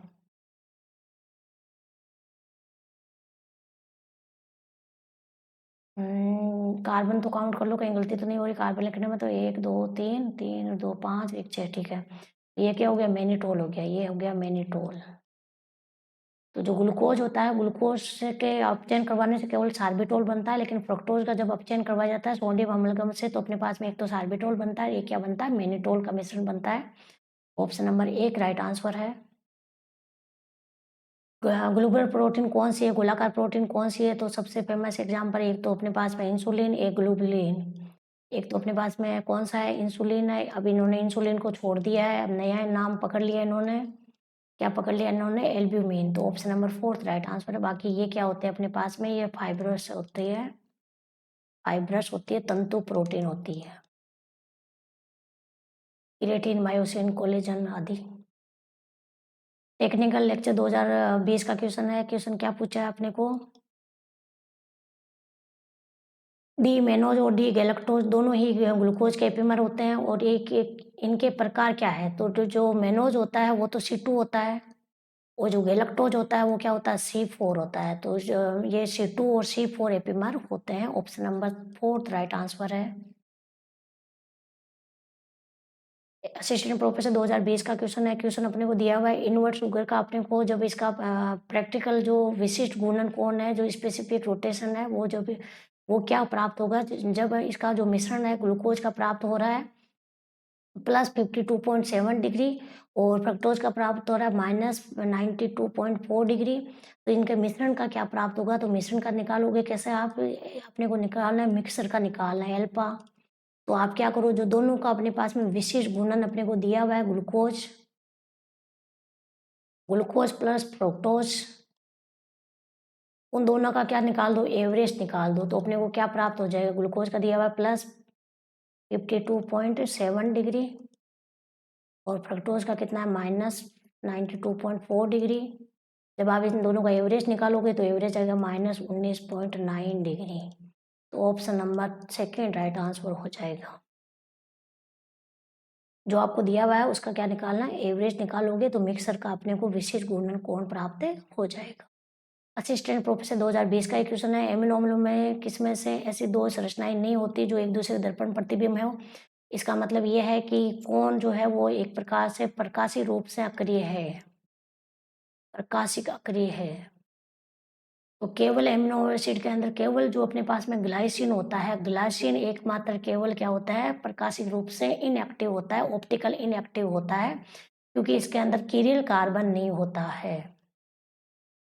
कीरियल कार्बन इसके अंदर क्या होता है, अनुपस्थित होता है, अनुपस्थित होता है। इस वजह से ये कैसा होता है, इनएक्टिव होता है। ग्लाइसिन क्या होता है, CH2COOH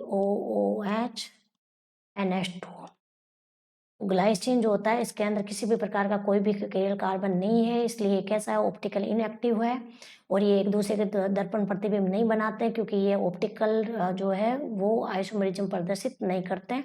तो ऑप्शन नंबर 4 राइट आंसर है। तो ग्लाइसिन के अलावा आप लिख सकते हो एमिनो अम्लों के अंदर, एमिनो अम्लों में ग्लाइसिन के अलावा सभी बाकी क्या होते हैं, प्रकाशिक सक्रिय होते हैं। ग्लाइसिन के अलावा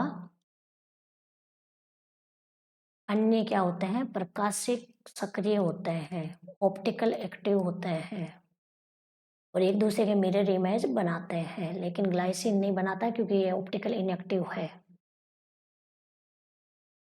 असिस्टेंट प्रोफेसर 2020 का क्वेश्चन है, ये थोड़ा सा ट्रिकी क्वेश्चन, मतलब याद रखने वाला क्वेश्चन है। टायरोसिन, तो टायरोसिन का जो नाम होता है, रासायनिक नाम, टायरोसिन के अंदर अपने पास में ये एक प्रकार का एरोमेटिक है, इसके अंदर एरोमेटिक रिंग होती है।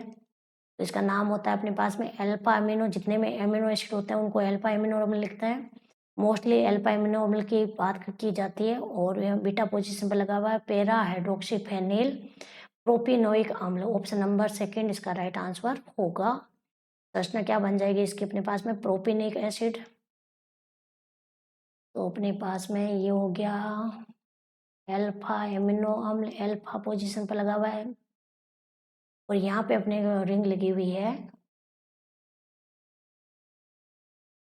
तो ये हो गया टायरोसिन। तो यहाँ पे अपने पास में ये अल्फा पोजीशन है, ये बीटा पोजीशन है, तो अल्फा एमिनो और बीटा पर क्या लगा हुआ, पैरा हाइड्रोक्सीफेनिल। और कितने कार्बन है, टोटल 3 कार्बन है, तो क्या बन गया, प्रोपियोनिक अम्ल। थोड़ा ये याद रखने वाला था भाई, आवश्यक अमीनो अम्ल के कुछ नाम ध्यान रख लेना, देख लेना आप। असिस्टेंट प्रोफेसर 2020 का क्वेश्चन दिया हुआ है, मोनोसेक्राइड के अंत परिवर्तन के दौरान कौन सी विधि है जो शर्करा की श्रृंखला कम करने में काम नहीं आती है। तो इसकी मोस्टली जो है अपने पास में वोल्व जो विधि है, रफ विधि है और मैकडोनाल्ड विधि है, इसके अलावा एक और वीरमान जो विधि है। ये सभी के सभी क्या होती है अपने पास में जो विधि होती है वो कार्बन को कम करने में प्रयुक्त होती है। इनको क्या बोलते हैं, अवरोहण बोलते हैं इनको, अवरोहण। अवरोहण का मतलब होता है उच्च जो कार्बन है, उच्च कार्बन जो अपने पास में उच्च कार्बन से कम कार्बन की ओर। जैसे अपने पास में वो ग्लूकोज होता है 6 कार्बन का, तो ग्लूकोज का अपने पास में जाना राइबोज के अंदर 5 कार्बन में जाना, तो कम करना। तो ये कम करने वाली विधियां होती है या इनको बोलते हैं अवरोहण विधि बोलते हैं। तो अवरोहण विधि कौन कौन सी होती है, मोस्टली अवरोहण विधियां होती है वोल मेथड, रप मेथड, मैकडोनाल्ड मेथड और एक होती है वीरमान मेथड। ठीक है। और जो सोर्डन मेथड होता है, और एक सोर्डन के अलावा एक अपन मेथड, एक तो सोर्डन मेथड है, इसके अलावा एक HCN से जब रिएक्शन करवाते हैं साइनोहाइड्रिन बनाता है, फिर उसका जल विघटन करवा देते हैं, तो साइनोहाइड्रिन के द्वारा भी ये किस प्रकार के मेथड होते हैं, ये होते हैं अपने पास में आरोहण मेथड। आरोहण का मतलब क्या होता है कि जो कम कार्बन वाला है या निम्न कार्बन वाले से उच्च कार्बन वाले अधिक कार्बन का जो है अपने को क्या बनाना, मोनोसेक्राइड बनाना या सेक्राइड बनाना। तो ये जो सोर्डन विधि होती है, ये आरोहण विधि होती है, ये कम करने की नहीं होती, ये कार्बन को अधिक करने की होती है। ऑप्शन नंबर 4 इसका राइट आंसर है। ये केवल आपको नाम ध्यान रखना है, बाकी कुछ ध्यान रखना है, ये इतने ही मेथड है। ठीक है, तो इनको नोट कर लेना आपको, आरोहण मेथड कौन कौन से है और अवरोहण कौन कौन से है। केमिस्ट 2021 का क्वेश्चन है, प्रोटीन की कौन सी संरचना विशिष्ट क्रम, तो विशिष्ट क्रम कौन सी बताती है, primary structure. Option number 1 right answer है। कौन सा आवश्यक अमीनो अम्ल नहीं है, तो फेमस इनका जो है आरपीसी का question, alanine. Option number 3 right answer है। एलाइनिन जो होता है वो आवश्यक अमीनो अम्ल नहीं होता है, और जो आवश्यक अम्ल नहीं होते हैं उनको शरीर के द्वारा संश्लेषित किया जाता है। डीएनए के अंदर कौन सी शुगर है, ये भी रिपीटेड मोस्ट रिपीटेड क्वेश्चन है। ऑप्शन नंबर 4 राइट आंसर है, बीटा D2 डीऑक्सीराइबोज। राइबोज किसके अंदर होती है? आरएनए के अंदर होती है। ये तो ऑप्शन भी चेंज नहीं करते, ऑप्शन भी वैसे के वैसे ही रखते हैं। ग्लूकोज की ब्रोमीन जल से अभिक्रिया करवाने पर ग्लूकोज की ब्रोमीन जल से ग्लूकोनिक अम्ल बनता है। ये भी सेम क्वेश्चन रिपीटेड है। ऑप्शन नंबर 3 राइट आंसर है। केमिस्ट 2021 का क्वेश्चन है, मानव हीमोग्लोबिन का जो अणुभार होता है, ये देखो इन्होंने बहुत क्लोजली दे दिया। तो मानव हीमोग्लोबिन का अणुभार होता है 64,500, या अगर ये नहीं दिया हुआ हो तो 65,000 लगभग। लेकिन पहले कौन सा चूज करना है अपने को? 64,500 चूज करना है। केमिस्ट 2021 का क्वेश्चन, ऑप्टिकल निष्क्रिय कौन सा? तो ऑप्टिकल इनएक्टिव कौन सा है? इनएक्टिव, ऑप्टिकल इनएक्टिव कौन सा है? तो एकमात्र जो एमिनो एसिड होता है कौन सा होता है? ग्लाइसिन ऑप्टिकल इनएक्टिव होता है, क्योंकि इसमें कीरेल कार्बन नहीं होता है। इसमें कीरेल कार्बन नहीं पाया जाता, नहीं होता है, इसलिए कैसा होता है अपने पास में? ऑप्टिकल इनएक्टिव होता है। ये होता है अपने पास में ग्लाइसिन, जो सबसे छोटा सा छोटा कह सकते हैं अपन एमिनो एसिड ग्लाइसिन। केमिस्ट 2021 का क्वेश्चन है, वह संरचना जिसमें सभी पेप्टाइड श्रृंखलाओं को पूर्ण विस्तार तक फैलाया जाता है और उनके अंदर इंटरमोलिकुलर हाइड्रोजन बॉन्डिंग पाई जाती है। तो इस प्रकार की हाइड्रोजन बॉन्डिंग किसके अंदर होती है? सेकेंडरी जो स्ट्रक्चर होती है उसमें होती है, सेकेंडरी में। और सेकेंडरी के अंदर दो संरचनाएं होती है, एक तो होती है अल्फा हेलिक्स और एक होती है बीटा हेलिक्स। तो अल्फा जो हेलिक्स होती है वो तो रिबिन के समान होती है, तो रिबिन जैसी होती है, और जो शीट के फॉर्म में होती है वो होती है बीटा प्लेटेड शीट होती है। तो ऑप्शन नंबर 2 इसका राइट आंसर होगा। इसके अंदर जो पेप्टाइड श्रृंखलाएं होती है वो एक दूसरे की क्या होती है? विपरीत होती है, अपोजिट होती है। इसको इनवर्ट शुगर कहता है, तो इनवर्ट शुगर सुक्रोज को कहा जाता है। वैसे सुक्रोज को ना कह के सुक्रोज का जो जलीय अपघटन होता है उसको कहा जाता है, लेकिन अगर ऐसा ऑप्शन नहीं है तो सुक्रोज को सही मानेंगे। तो ऑप्शन नंबर 1 राइट आंसर है। केमिस्ट 2021 का एक क्वेश्चन है, डीएनए के अंदर दो पॉली न्यूक्लियोटाइड श्रृंखलाएं होती है जो एक दूसरे के साथ में प्रति समानांतर स्थित रहती है, एक दूसरे के साथ में एंटी पैरेलल होती है। ऑप्शन नंबर 3 राइट आंसर है। डीएनए जो होता है वो डबल स्टैंडर्ड होता है, दो इसके अंदर श्रृंखलाएं होती है, कुंडली श्रृंखलाएं होती है जो एक दूसरे के साथ में प्रति समांतर एंटी पैरेलल प्रेजेंट होती है। और इसके अंदर क्या होता है? एडेनिन का थाइमिन के साथ में और साइटोसिन का गुआनिन के साथ में हाइड्रोजन बॉन्ड पाया जाता है। किस विटामिन की कमी से ए रक्तता मनुष्य में आ जाती है? तो किस विटामिन की कमी से एनीमिया रोग हो जाएगा? मतलब ए रक्तता का मतलब है रक्त की कमी हो जाएगी। तो विटामिन B12 की कमी से, विटामिन B12 क्या होता है? कोबालामीन, कोबालामीन। और इसके अंदर कौन सी धातु होती है? इसके अंदर कोबाल्ट धातु होती है। एकमात्र ऐसा विटामिन है जिसके अंदर क्या पाई जाती है? धातु पाई जाती है। तो कोबालामीन की कमी से एनीमिया रोग हो सकता होता है कि क्या आ जाती है? खून की कमी आ जाती है। सारे कौन सा होता है जो डीएनए और आरएनए दोनों में कॉमन नहीं होता? तो डीएनए के आरएनए के अंदर क्या होता है? यूरेसिल होता है, और डीएनए के अंदर होता है थाइमिन। बाकी क्या होते हैं? सारे 3 कॉमन होते हैं। एडेनिन कॉमन होता है, गुआनिन कॉमन होता है, साइटोसिन कॉमन होता है। लेकिन यूरेसिल केवल किस में पाया जाता है? आरएनए में पाया जाता है, तो ये कॉमन नहीं होता। ऑप्शन नंबर 4 राइट आंसर है। स्कूल लेक्चर 2022 का एक क्वेश्चन है, सुक्रोज क्या होते हैं? तो सुक्रोज एक प्रकार का पॉलीसेकेराइड होता है, सॉरी एक प्रकार का डाइसेकेराइड होता है। ऑप्शन नंबर 2 राइट आंसर है। सुक्रोज एक प्रकार का डाइसेकेराइड है। सुक्रोज के अलावा इसके अंदर कौन-कौन से एग्जाम्पल लिखते होते हैं? सुक्रोज, माल्टोज, और एक और कौन सा होता है? लैक्टोज। सुक्रोज के अंदर एक होता है ग्लूकोज, एक होता है फ्रक्टोज। और माल्टोज के अंदर दोनों जो मोनोसेकेराइड इकाइयाँ होती है वो किसकी होती है? ग्लूकोज की होती है।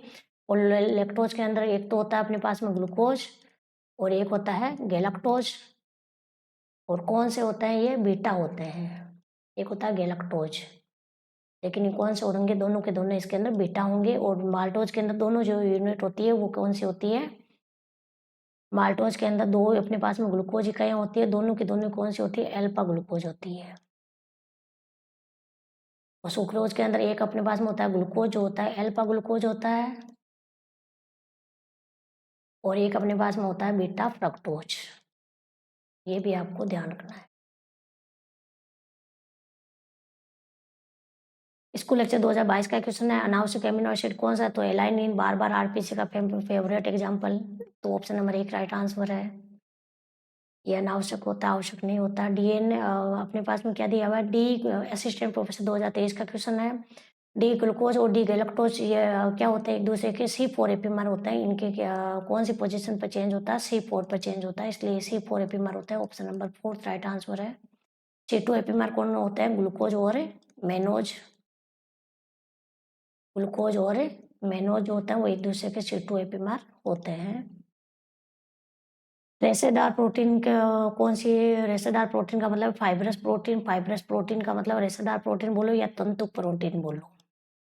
तो इनमें से कौन सी सम्मिलित है, तो सिल्क में केराटिन होती है, सिल्क में केराटिन नहीं होती है, सिल्क में क्या होती है, फाइब्रोजन होता है। बाल और नाखून के अंदर क्या होता है, मायोसिन, मायोसिन नहीं होता। बाल और नाखून के अंदर कौन सी होती है, केराटिन होती है, केराटिन होती है। कंडरा में कोलेजन होता है, कंडरा हो गया, बोन हो गया, जो हड्डियां हो गई उसके अंदर भी कौन सी होती है, कोलेजन होती है। तो ऑप्शन नंबर 3 राइट आंसर है। और मांसपेशियों के अंदर कौन सी होती है, मांसपेशियों के अंदर होती है मायोसिन। जैसे आरपीसी ने इसका आंसर जो है वो फोर्थ दिया है, गलत दिया है क्योंकि ऑब्जेक्शन लगाया हुआ है। अभी फाइनल आंसर की आई नहीं असिस्टेंट प्रोफेसर 2023 की। तो इस क्वेश्चन का राइट का आंसर क्या होगा, ऑप्शन नंबर 3 राइट आंसर होगा। असिस्टेंट प्रोफेसर 2023 का क्वेश्चन है। डीएनए की जो सेकेंडरी अपने पास में स्ट्रक्चर होती है उसमें एडेनिन सार के साथ में हाइड्रोजन बंध के द्वारा जुड़ा होता है। तो डीएनए की जो द्विकुंडली संरचना होती है जिसके अंदर जो एडेनिन होता है, एडेनिन डबल बॉन्ड से जुड़ता है थाइमिन के साथ में, और जो गुआनिन होता है वो ट्रिपल बॉन्ड से जुड़ता है साइटोसिन के साथ में। तो एडेनिन किसके साथ में जुड़ता है, एडेनिन जुड़ता है अपने पास में थाइमिन के साथ। ऑप्शन नंबर 1 राइट आंसर है। यूरेसिल तो इसके अंदर होगा ही नहीं। और गुआनिन और साइटोसिन आपस में जो है वो ट्रिपल बॉन्ड से बॉन्डेड रहते हैं डीएनए की स्ट्रक्चर में। डीएनए का एक अपने को स्टैंडर्ड दिया हुआ है, एक अपने को सीक्वेंस दिया रहा है कि डीएनए के अंदर ये सीक्वेंस देखने को मिल रहा है। यदि इसको अपन जो है वो एमआरएनए में इसका सीक्वेंस देखें तो क्या होगा, तो आरएनए है, आरएनए के अंदर क्या करना है आपको, थाइमिन की जगह यूरेसिल करना है बस, और कुछ चेंज नहीं करना। तो थाइमिन की जगह यूरेसिल करना है तो सी का सी रहेगा, ए का ए रहेगा, थाइमिन की जगह यूरेसिल यू हो गया। यहाँ पे भी अपने पास में थाइमिन की जगह यू, यू यू, यहाँ पे अपने पास में क्या होगा, थाइमिन की जगह यू। तो इस प्रकार का किसमें देखने को मिल रहा है, सी, यहाँ हो गया जी यू हो गया, फिर यू यू जी, फिर ए सी सी और जी ए यू। तो ऑप्शन नंबर 4 राइट आंसर है। यहाँ डीएनए दिया था, डीएनए को अपन जब आरएनए में देख रहे हैं तो आरएनए के अंदर क्या लिखेंगे अपन, थाइमिन की जगह यूरेसिल। स्कूल लेक्चर 2024 का क्वेश्चन है, गोलाकार प्रोटीन कौन सी है, ग्लोबुलर प्रोटीन कौन सी है। तो इंसुलिन और ग्लोबुलर एल्ब्यूमिन जो होती है, एक इसके अलावा ग्लूब्यूमिन जो होती है वो क्या होती है, गोलाकार प्रोटीन होती है। तो इसके अंदर कितने दिए हुए हैं, 2 है। तो ऑप्शन नंबर 1 राइट आंसर है। ये दोनों क्या होगी, रसेदार, या इनको बोलते हैं फाइब्रस। फाइब्रस रसेदार, या इनको क्या बोला जाता है, तंतु प्रोटीन कहते हैं। इसको लेक्चर 2024 का क्वेश्चन है, मैंने कहा था ना कि ये आजकल एक स्ट्रक्चर पूछने लगे, साइटोसिन की स्ट्रक्चर कौन सी है। ऑप्शन नंबर 1 इसका राइट आंसर हो जाएगा, ये साइटोसिन है। ये अपने पास में क्या होगी, थाइमिन है। थाइमिन स्ट्रक्चर याद कर लेना भाई जरूर। और ये क्या होगी अपने पास में, साइटोसिन, थाइमिन, और ये हो गया अपने पास में यूरेसिल। क्योंकि आजकल मोस्टली इस टाइप के क्वेश्चन ज़्यादा पूछ रहे हैं और इस प्रकार का देखने को नहीं मिलता है। इसको लेक्चर 2024 का क्वेश्चन है, वह अभिक्रमक जो ग्लूकोज के साथ रिएक्ट कौन नहीं करता। तो सिर्फ अभिक्रमक ग्लूकोज के साथ रिएक्ट नहीं करता है। ऑप्शन नंबर 3 राइट आंसर है। फेनिल हाइड्रोजन के साथ में ओसाजोन बनाता है, हाइड्रोक्सिल के साथ में ऑक्जिन बनाता है। विटामिन के क्या होता है, तो विटामिन के जो होता है वसा में विलय होता है। वसा में विलय कौन कौन सा होता है, vitamin A, vitamin D, vitamin E, vitamin के। और जो जल में विलय होते हैं, जल में विलय केवल 2 ही होते हैं, एक तो विटामिन ए और एक विटामिन सॉरी एक तो विटामिन बी और एक विटामिन सी। विटामिन बी जितने भी होते हैं वो सारे जल में विलयशील होते हैं। तो विटामिन के जो होता है वो फाइलोक्विनोन और तेल तथा वसा में विलय होता है। ऑप्शन नंबर 1 राइट आंसर है। एक प्रकार का क्या होता है, ये फाइलोक्विनोन होता है जो तेल और वसा में घुलनशील होता है। सेलुलोज के अंदर जो पॉलीसेकेराइड यूनिट होती है उसके अंदर कौन सी यूनिट पाई जाती है, तो सेलुलोज के अंदर होता है बीटा ग्लाइकोसाइडिक बॉन्ड होता है। तो एल्फा तो होता नहीं है, एल्फा तो गैलेक्टोज नहीं होता, ग्लूकोज होता है। तो इसके अंदर होता है बीटा डी ग्लूकोज जिसके अंदर बीटा ग्लाइकोसाइडिक बॉन्ड पाया जाता है। ऑप्शन नंबर 2 राइट आंसर है। ये किसका होगा, स्टार्च का होगा। स्कूल लेक्चर 2024 का क्वेश्चन है। कुछ अपने को दिए एंजाइम दिए हुए हैं, तो इन्वर्टेज एंजाइम जो होता है इसका क्या करना है, इन्वर्ट करना है। इन्वर्ट कौन होती है, शुगर होती है, सुक्रोज होती है। सुक्रोज इन्वर्ट हो जाती है क्योंकि ये पहले पॉजिटिव होती है, इसका गुणन कोण, और फिर इसका कैसा हो जाता है, माइनस हो जाता है। तो इसको बोलते हैं इन्वर्टेज एंजाइम होता है, सुक्रोज को ग्लूकोज और फ्रक्टोज में कन्वर्ट करता है। डाइस्टेज एंजाइम क्या करता है, स्टार्च को कन्वर्ट करता है माल्टोज में। पेप्सिन जो होता है वो प्रोटीन को किस में चेंज करता है, एमिनो एसिड के अंदर, क्योंकि प्रोटीन जो होता है वो एमिनो अम्लों के क्या होते हैं, बहुलक होते हैं। तो प्रोटीन का जब पेप्सिन की एंजाइम की उपस्थिति में अपघटन करवाया जाता है तो ये क्या बनाते हैं, एमिनो अम्ल बनाते हैं। माल्टेज क्या होता है, माल्टोज को किस में चेंज करता है, ग्लूकोज में। तो इस प्रकार से एक का चार इसमें भी है, इसमें भी है। फिर डाइस्टेज एंजाइम दो, बी का ए इसके अंदर है। ऑप्शन नंबर 3 इसका राइट आंसर होगा। असिस्टेंट प्रोफेसर 2025 का क्वेश्चन अभी जो लेटेस्ट पेपर हुआ था। डी ग्लूकोज के प्रतिवर्ती घूर्णन गुणन, डी ग्लूकोज होता है वो म्यूटा रोटेशन प्रदर्शित करता है। परिवर्तित घूर्णन कोण प्रदर्शित करता है। क्यों प्रदर्शित करता है, क्योंकि इसके क्या होता है, इसमें 2 एनोमर होते हैं, अल्फा और बीटा, जो एक दूसरे के साथ में इंटर कन्वर्ट होते रहते हैं, इसलिए ये म्यूटा रोटेशन प्रदर्शित करता है। ऑप्शन नंबर 1 राइट आंसर है। अल्फा का कितना होता है, अल्फा ग्लूकोज का कितना होता है, अभी अपन ने देखा भी था कि अल्फा का कितना होता है, प्लस 112 होता है डिग्री, और ग्लूकोज का कितना होता है, 19 डिग्री होता है प्लस। और ये जब दोनों सामने में आएंगे तो अपने पास में अल्फा और जो बीटा है एनोमर जब एक दूसरे के सामने में आएंगे तो इनका जो रोटेशन का कोण होगा वो कितना हो जाएगा, प्लस 52.6 डिग्री हो जाएगा। तो इस प्रकार ये अपने घूर्णन कोण में परिवर्तन करते हैं। तो घूर्णन कोण में परिवर्तन होना क्या कहलाता है, परिवर्तित घूर्णन कोण। और डी ग्लूकोज जो होता है वो अल्फा और बीटा एनोमर में एक दूसरे में इंटर कन्वर्ट होने की वजह से ये म्यूटा रोटेशन प्रदर्शित करता है। न्यूक्लिक अम्ल की बैकबोन कौन सी होती है, तो न्यूक्लिक अम्ल न्यूक्लियोटाइडों के क्या होते हैं, बहुलक होते हैं। न्यूक्लियोटाइड क्या होते हैं, न्यूक्लियोटाइड होते हैं शुगर और बेस होती है, सॉरी न्यूक्लियोटाइड क्या होता है, न्यूक्लियोसाइड और फॉस्फेट होते हैं, और न्यूक्लियोसाइड में होती है शुगर और बेस। तो ये न्यूक्लिक अम्ल एक तरह से क्या होता है अपने पास में, फॉस्फेट, मतलब कि न्यूक्लियोसाइड और फॉस्फेट होते हैं। तो ऑप्शन नंबर 1 राइट आंसर है। शुगर और फॉस्फेट ये मिलके क्या बनाते हैं, शुगर और फॉस्फेट मिलके बनाते हैं अपने पास में न्यूक्लियोटाइड। ये क्या बनाएंगे, न्यूक्लियोटाइड बनाएंगे। और न्यूक्लियोटाइड ही जो अपने पास में क्या होता है, न्यूक्लियोटाइड का बहुलक क्या कहलाता है अपने पास में, न्यूक्लिक अम्ल कहलाता है। तो इसलिए न्यूक्लिक अम्ल की बैकबोन कौन सी होती है, शुगर और फॉस्फेट लिंकेज। असिस्टेंट प्रोफेसर 2025 का क्वेश्चन है, एल्डोपेंटोज कौन सी है, एल्डोपेंटोज 5 कार्बन और एल्डिहाइड ग्रुप होना चाहिए। तो जो जाइलोज होता है अपने पास में, ऑप्शन नंबर 1 राइट आंसर है।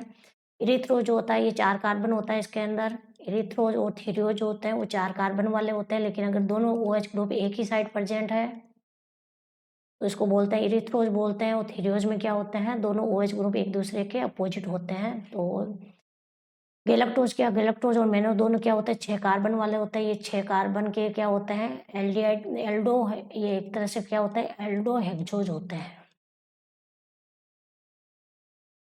और इसको क्या बोलेंगे, एल्डो ब्यूटोज बोल देंगे, जो 4 कार्बन है, सॉरी कितने कार्बन होंगे इसमें, 4 कार्बन होंगे, 5 कार्बन होंगे। थ्रियोज के अंदर कितने कार्बन होंगे टोटल अपने पास में, 5 कार्बन होंगे। 1 मिनट मैं वापस थोड़ा सा कंफर्म कर लेती हूँ, कभी कभार भूल जाते हैं ज़्यादा होने के चक्कर में।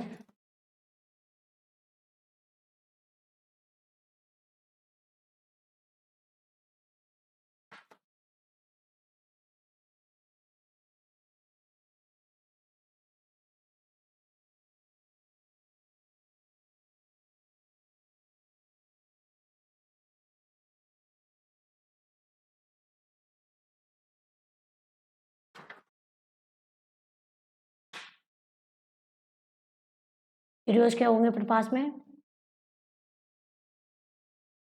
4 कार्बन वाले होंगे अपने पास में। 4 कार्बन कैसे हो गए, 5 हो गए ना, 1 2 3 4, सॉरी 4 ही कार्बन हुए ना। हाँ, तो 4 का एरिथ्रोज क्या होता है, 4 कार्बन वाला होता है। ठीक है, सॉरी भाई, आपका फालतू टाइम वेस्ट कर दिया। रचना सही लिखी थी लेकिन कार्बन काउंट करने में थोड़ी मिस्टेक कर दी। तो ये 4th कार्बन वाले होते हैं। और इनके अंदर थीरोज क्या होता है, जिसके अंदर दोनों OH ग्रुप एक ही साइड हो थे, और इरिथ्रोज में दोनों OH ग्रुप एक ही साइड होते हैं, और थीरियोज में दोनों OH ग्रुप एक दूसरे के क्या होते हैं, अपोजिट होते हैं। कौन सा एमिनो अम्ल है जो प्रोटीन की तृतीयक संरचना को स्थायी करने के लिए डाइसल्फाइड बॉन्ड बनाता है? तो डाइसल्फाइड बॉन्ड कौन बनाता है? सिस्टीन बनाता है। Option number 4 second right answer है सिस्टीन। सिस्टीन के अंदर डाइसल्फाइड बॉन्ड पाया जाता है।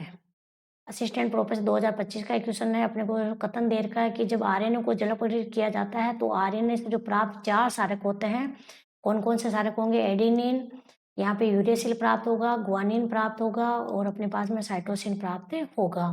तो इनके अंदर जो है कोई भी संबंध नहीं होता, जबकि डीएनए से प्राप्त क्षारकों में संबंध होता है। डीएनए से प्राप्त क्षारकों में एडेनिन जो होता है वो थायमिन के साथ में डबल बॉन्ड बनाता है। वो जो गुआनिन होता है वो साइटोसिन के साथ में क्या बनाता है?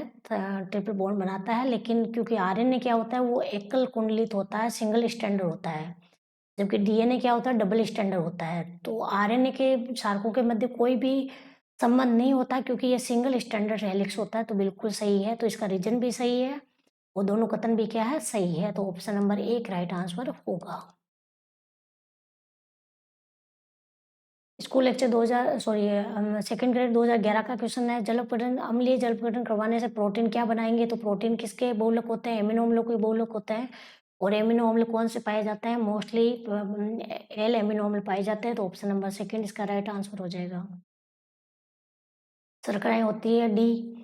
सेकंड ग्रेड 2011 का एक क्वेश्चन है, इनमें से डाइसेक्राइड का एग्जाम्पल कौन सा है? तो डाइसेक्राइड कौन सा होगा? अपने पास मेनोज, गैलेक्टोज, डेक्सट्रोज, ये सारे क्या होते हैं? मोनोसेक्राइड होते हैं ये।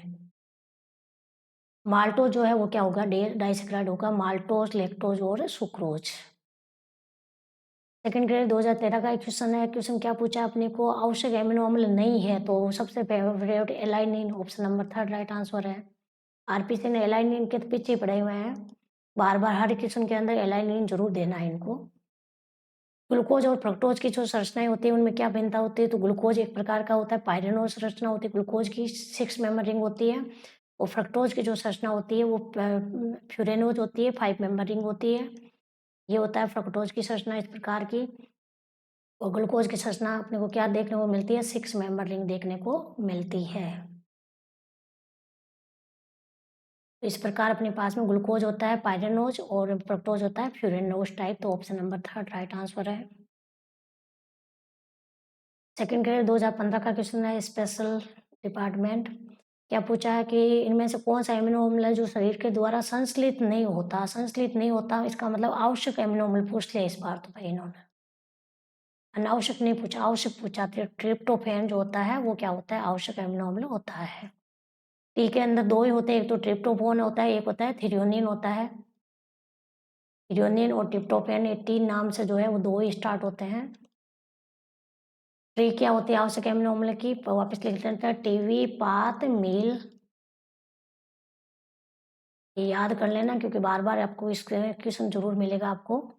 इसको ये सेकंड ग्रेड 2016 का ही पेपर है।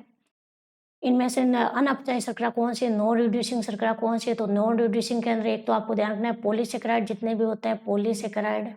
इसके अलावा आपको ध्यान रखना है डाइसेकेराइड के अंदर सुक्रोज ध्यान रखना है, option number second right answer है। डाइसेकेराइड के अंदर जो सुक्रोज होता है वो कैसी होती है? नॉन रिड्यूसिंग होती है, जबकि जो लैक्टोज और माल्टोज होते हैं वो कैसी होती है? रिड्यूसिंग होती है। और जो रिड्यूसिंग होगी वो फेनिल हाइड्रोजन के साथ में ओसाजोन बनाएगी। इसके अलावा फेलिंग विलिन को क्या करेगी? अपचित करेगी। और हाइड्रोक्सिल के साथ में क्या बनाएगी? अपने पास में ऑक्जिन बनाएगी। रसेदार या फाइब्रोनस प्रोटीन क्या होती है? तंतु प्रोटीन, फाइब्रस प्रोटीन, तंतु प्रोटीन। तो इस बार भी इन्होंने देखो चेंज किया है। तो यहाँ पे हीमोग्लोबिन, इंसुलिन और एल्ब्यूमिन ये तीनों के तीनों क्या होती है? ये ग्लोबल प्रोटीन होती है, गोलाकार प्रोटीन होती है, ग्लोबुलर प्रोटीन होती है। जबकि केराटिन हो गया, मायोसिन हो गया, कोलेजन हो गया, ये क्या होती है अपने पास में? कोलेजन ये होती है अपने पास में रेशेदार या तंतु की या फाइब्रस प्रोटीन होती है। तो ऑप्शन नंबर 4 इसका राइट आंसर होगा। ये अनअपचायी शर्करा कौन सी है? तो ये भी रिपीटेड क्वेश्चन है बार बार। अनअपचायी नॉन रिड्यूसिंग शर्करा कौन सी है? सुक्रोज है। बाकी माल्टोज, ग्लूकोज, माल्टोज और लैक्टोज डाइसेकेराइड जो होती है वो कैसी होती है? रिड्यूसिंग होती है। और जितने भी मोनोसेकेराइड्स होते हैं वो सारे क्या होते हैं? रिड्यूसिंग होते हैं। पॉलीसेकेराइड सारे क्या होते हैं? नॉन रिड्यूसिंग होते हैं।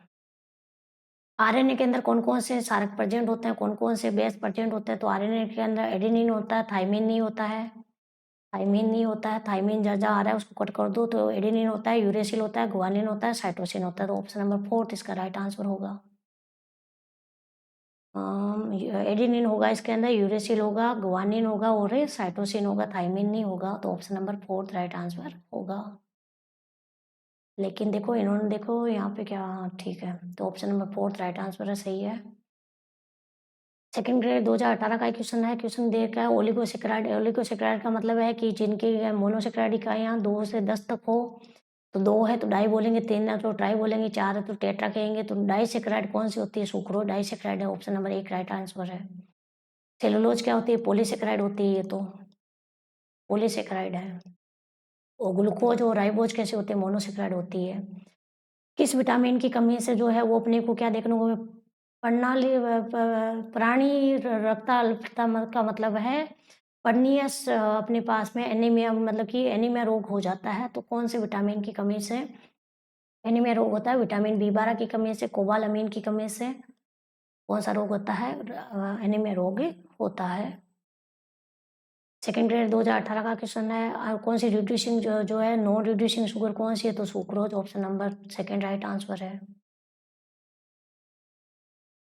सेकंड ग्रेड 2018 का ही क्वेश्चन है, कौन से प्राकृतिक एमिनो अम्ल प्रकाशीय अक्रिय है? कौन सा ऑप्टिकल इनएक्टिव है? ऑप्टिकल इनएक्टिव केवल एक ही अपने पास में एमिनो एसिड होता है, कौन सा होता है? ग्लाइसिन होता है, ऑप्शन नंबर 2 राइट आंसर है, ग्लाइसिन, क्योंकि इसके अंदर कीरल कार्बन नहीं होता है। ये क्वेश्चन भी 2-3 बार पूछा गया है। सेकंड ग्रेड 2022 का क्वेश्चन है, पायरोडिक्सिन किसका नाम होता है? तो विटामिन B6 को क्या बोलते हैं? पायरोडिक्सिन बोलते हैं, ऑप्शन नंबर 4 राइट आंसर है। विटामिन B12 को क्या बोलते हैं? कोबालामीन बोलते हैं। सेकंड ग्रेड 2014 2024 कह रहे 22 का ही क्वेश्चन है। क्वेश्चन क्या पूछा? ये सेम रिपीटेड क्वेश्चन है कि किसकी वजह से एनीमिया रोग होता है? तो कोबालामीन, कोबालामीन का मतलब है विटामिन B12, विटामिन B12। तो इससे कौन सा रोग होता है? एनीमिया रोग होता है। सेकंड ग्रेड 2022 का क्वेश्चन है, क्वेश्चन क्या पूछा है आपने को?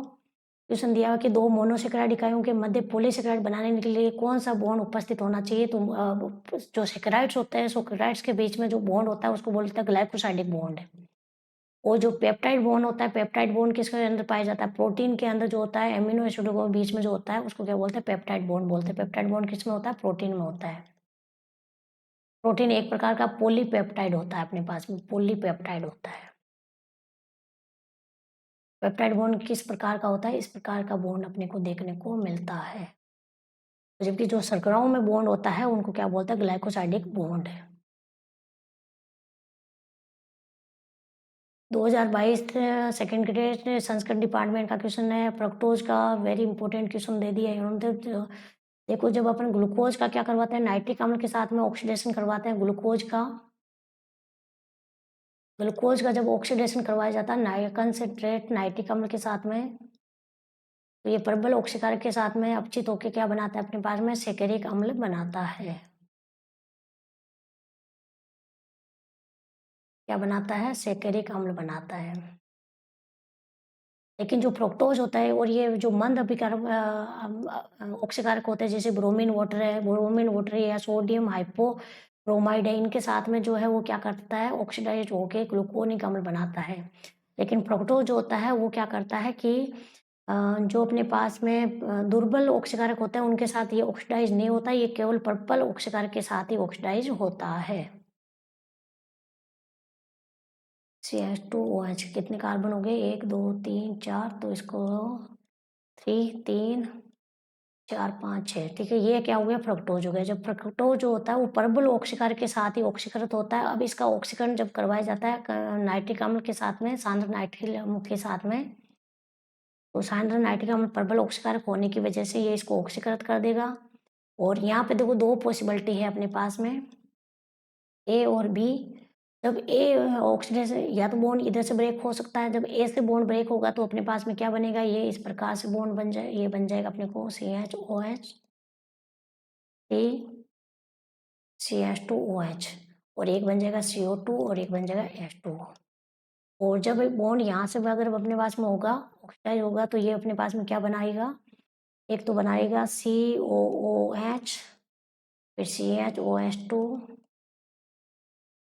COOH और एक अपने पास में बनाएगा ये क्या बना देगा अपने पास में एक CH2OH COOH।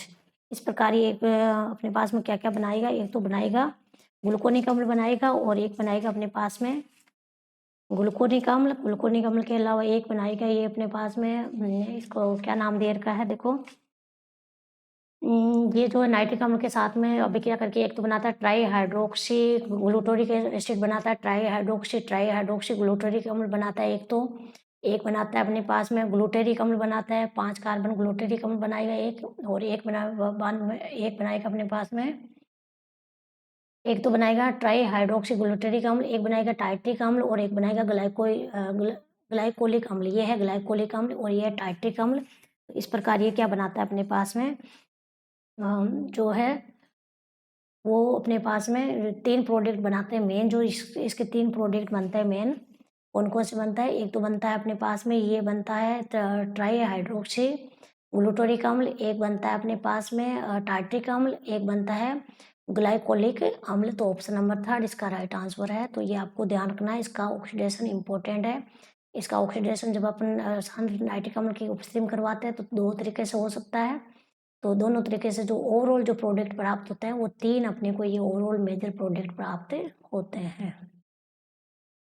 तो ऑप्शन नंबर 3 इसका राइट आंसर हो जाएगा। सेकंड ग्रेड संस्कृत का ये 2024 का क्वेश्चन है। माल्टोज के 1 मोल के जल से डी ग्लूकोज के 2 मोल प्राप्त होते हैं। बिल्कुल सही है। ये दोनों ग्लूकोज इकाइयाँ एल्फा ग्लाइकोसाइडिक बंध द्वारा जुड़ी होती है, जिसके अंदर एक ग्लूकोज का होता है C1 और दूसरे ग्लूकोज का होता है C4 होता है। तो ऑप्शन नंबर 4 राइट आंसर है। ग्लूकोज के अंदर माल्टोज के अंदर जो C1 C4 बॉन्डिंग होती है अल्फा ग्लाइकोसाइडिक बॉन्ड बोलते हैं इसको। और जो सुक्रोज होगा, सुक्रोज के अंदर क्या होता है, सुक्रोज जो होता है उसके अंदर अपने पास में ग्लूकोज का होता है C1 और इसके अंदर C1 C2 होता है और अल्फा बीटा ग्लाइकोसाइडिक बॉन्ड होता है। और जो लैक्टोज होता है अपने पास में लैक्टोज के अंदर क्या होता है अपने पास में C1 C4 बॉन्डिंग होती है, लेकिन किस प्रकार की होती है, बीटा ग्लाइकोसाइडिक बॉन्ड होता है, बीटा ग्लाइकोसाइडिक बॉन्ड होता है। और माल्टोज के अंदर कौन सा होता है, माल्टोज में होता है C1 C4 होता है, लेकिन कैसा होता है, अल्फा ग्लाइकोसाइडिक होता है। तो इसके अंदर जो अल्फा ग्लाइकोसाइडिक बॉन्ड बनता है वो एक ग्लूकोज के C1 से और दूसरे ग्लूकोज के C4 से बनता है। और जो लैक्टोज के अंदर जो ग्लूकोज होता है उसका C4 कार्बन और गैलेक्टोज का C1 कार्बन, ग्लूकोज का होगा C4 कार्बन और गैलेक्टोज का होगा C1 कार्बन। सेकंड ग्रेड 2024 का क्वेश्चन है, ग्लूकोज का एपीमर क्या है, तो ग्लूकोज का एपीमर है मेनोज है, इसके अलावा गैलेक्टोज है। ये ग्लूकोज के क्या होते हैं, एपीमर होते हैं। तो ये थे टोटल अपने पास में आरपीसी के अभी तक की एग्जाम में आए हुए बायोमोलिक्यूल जैव अणु के प्रीवियस ईयर्स क्वेश्चंस। तो आज के लिए इतना ही। धन्यवाद। आपको वीडियो अच्छा लग रहा है तो आप शेयर कीजिए और चैनल अगर चैनल पर पहली बार आए हैं तो चैनल को सब्सक्राइब और जो है वीडियो को लाइक ज़रूर कीजिए। आपके लिए आज के लिए इतना ही, मिलते हैं नेक्स्ट वीडियो में। धन्यवाद।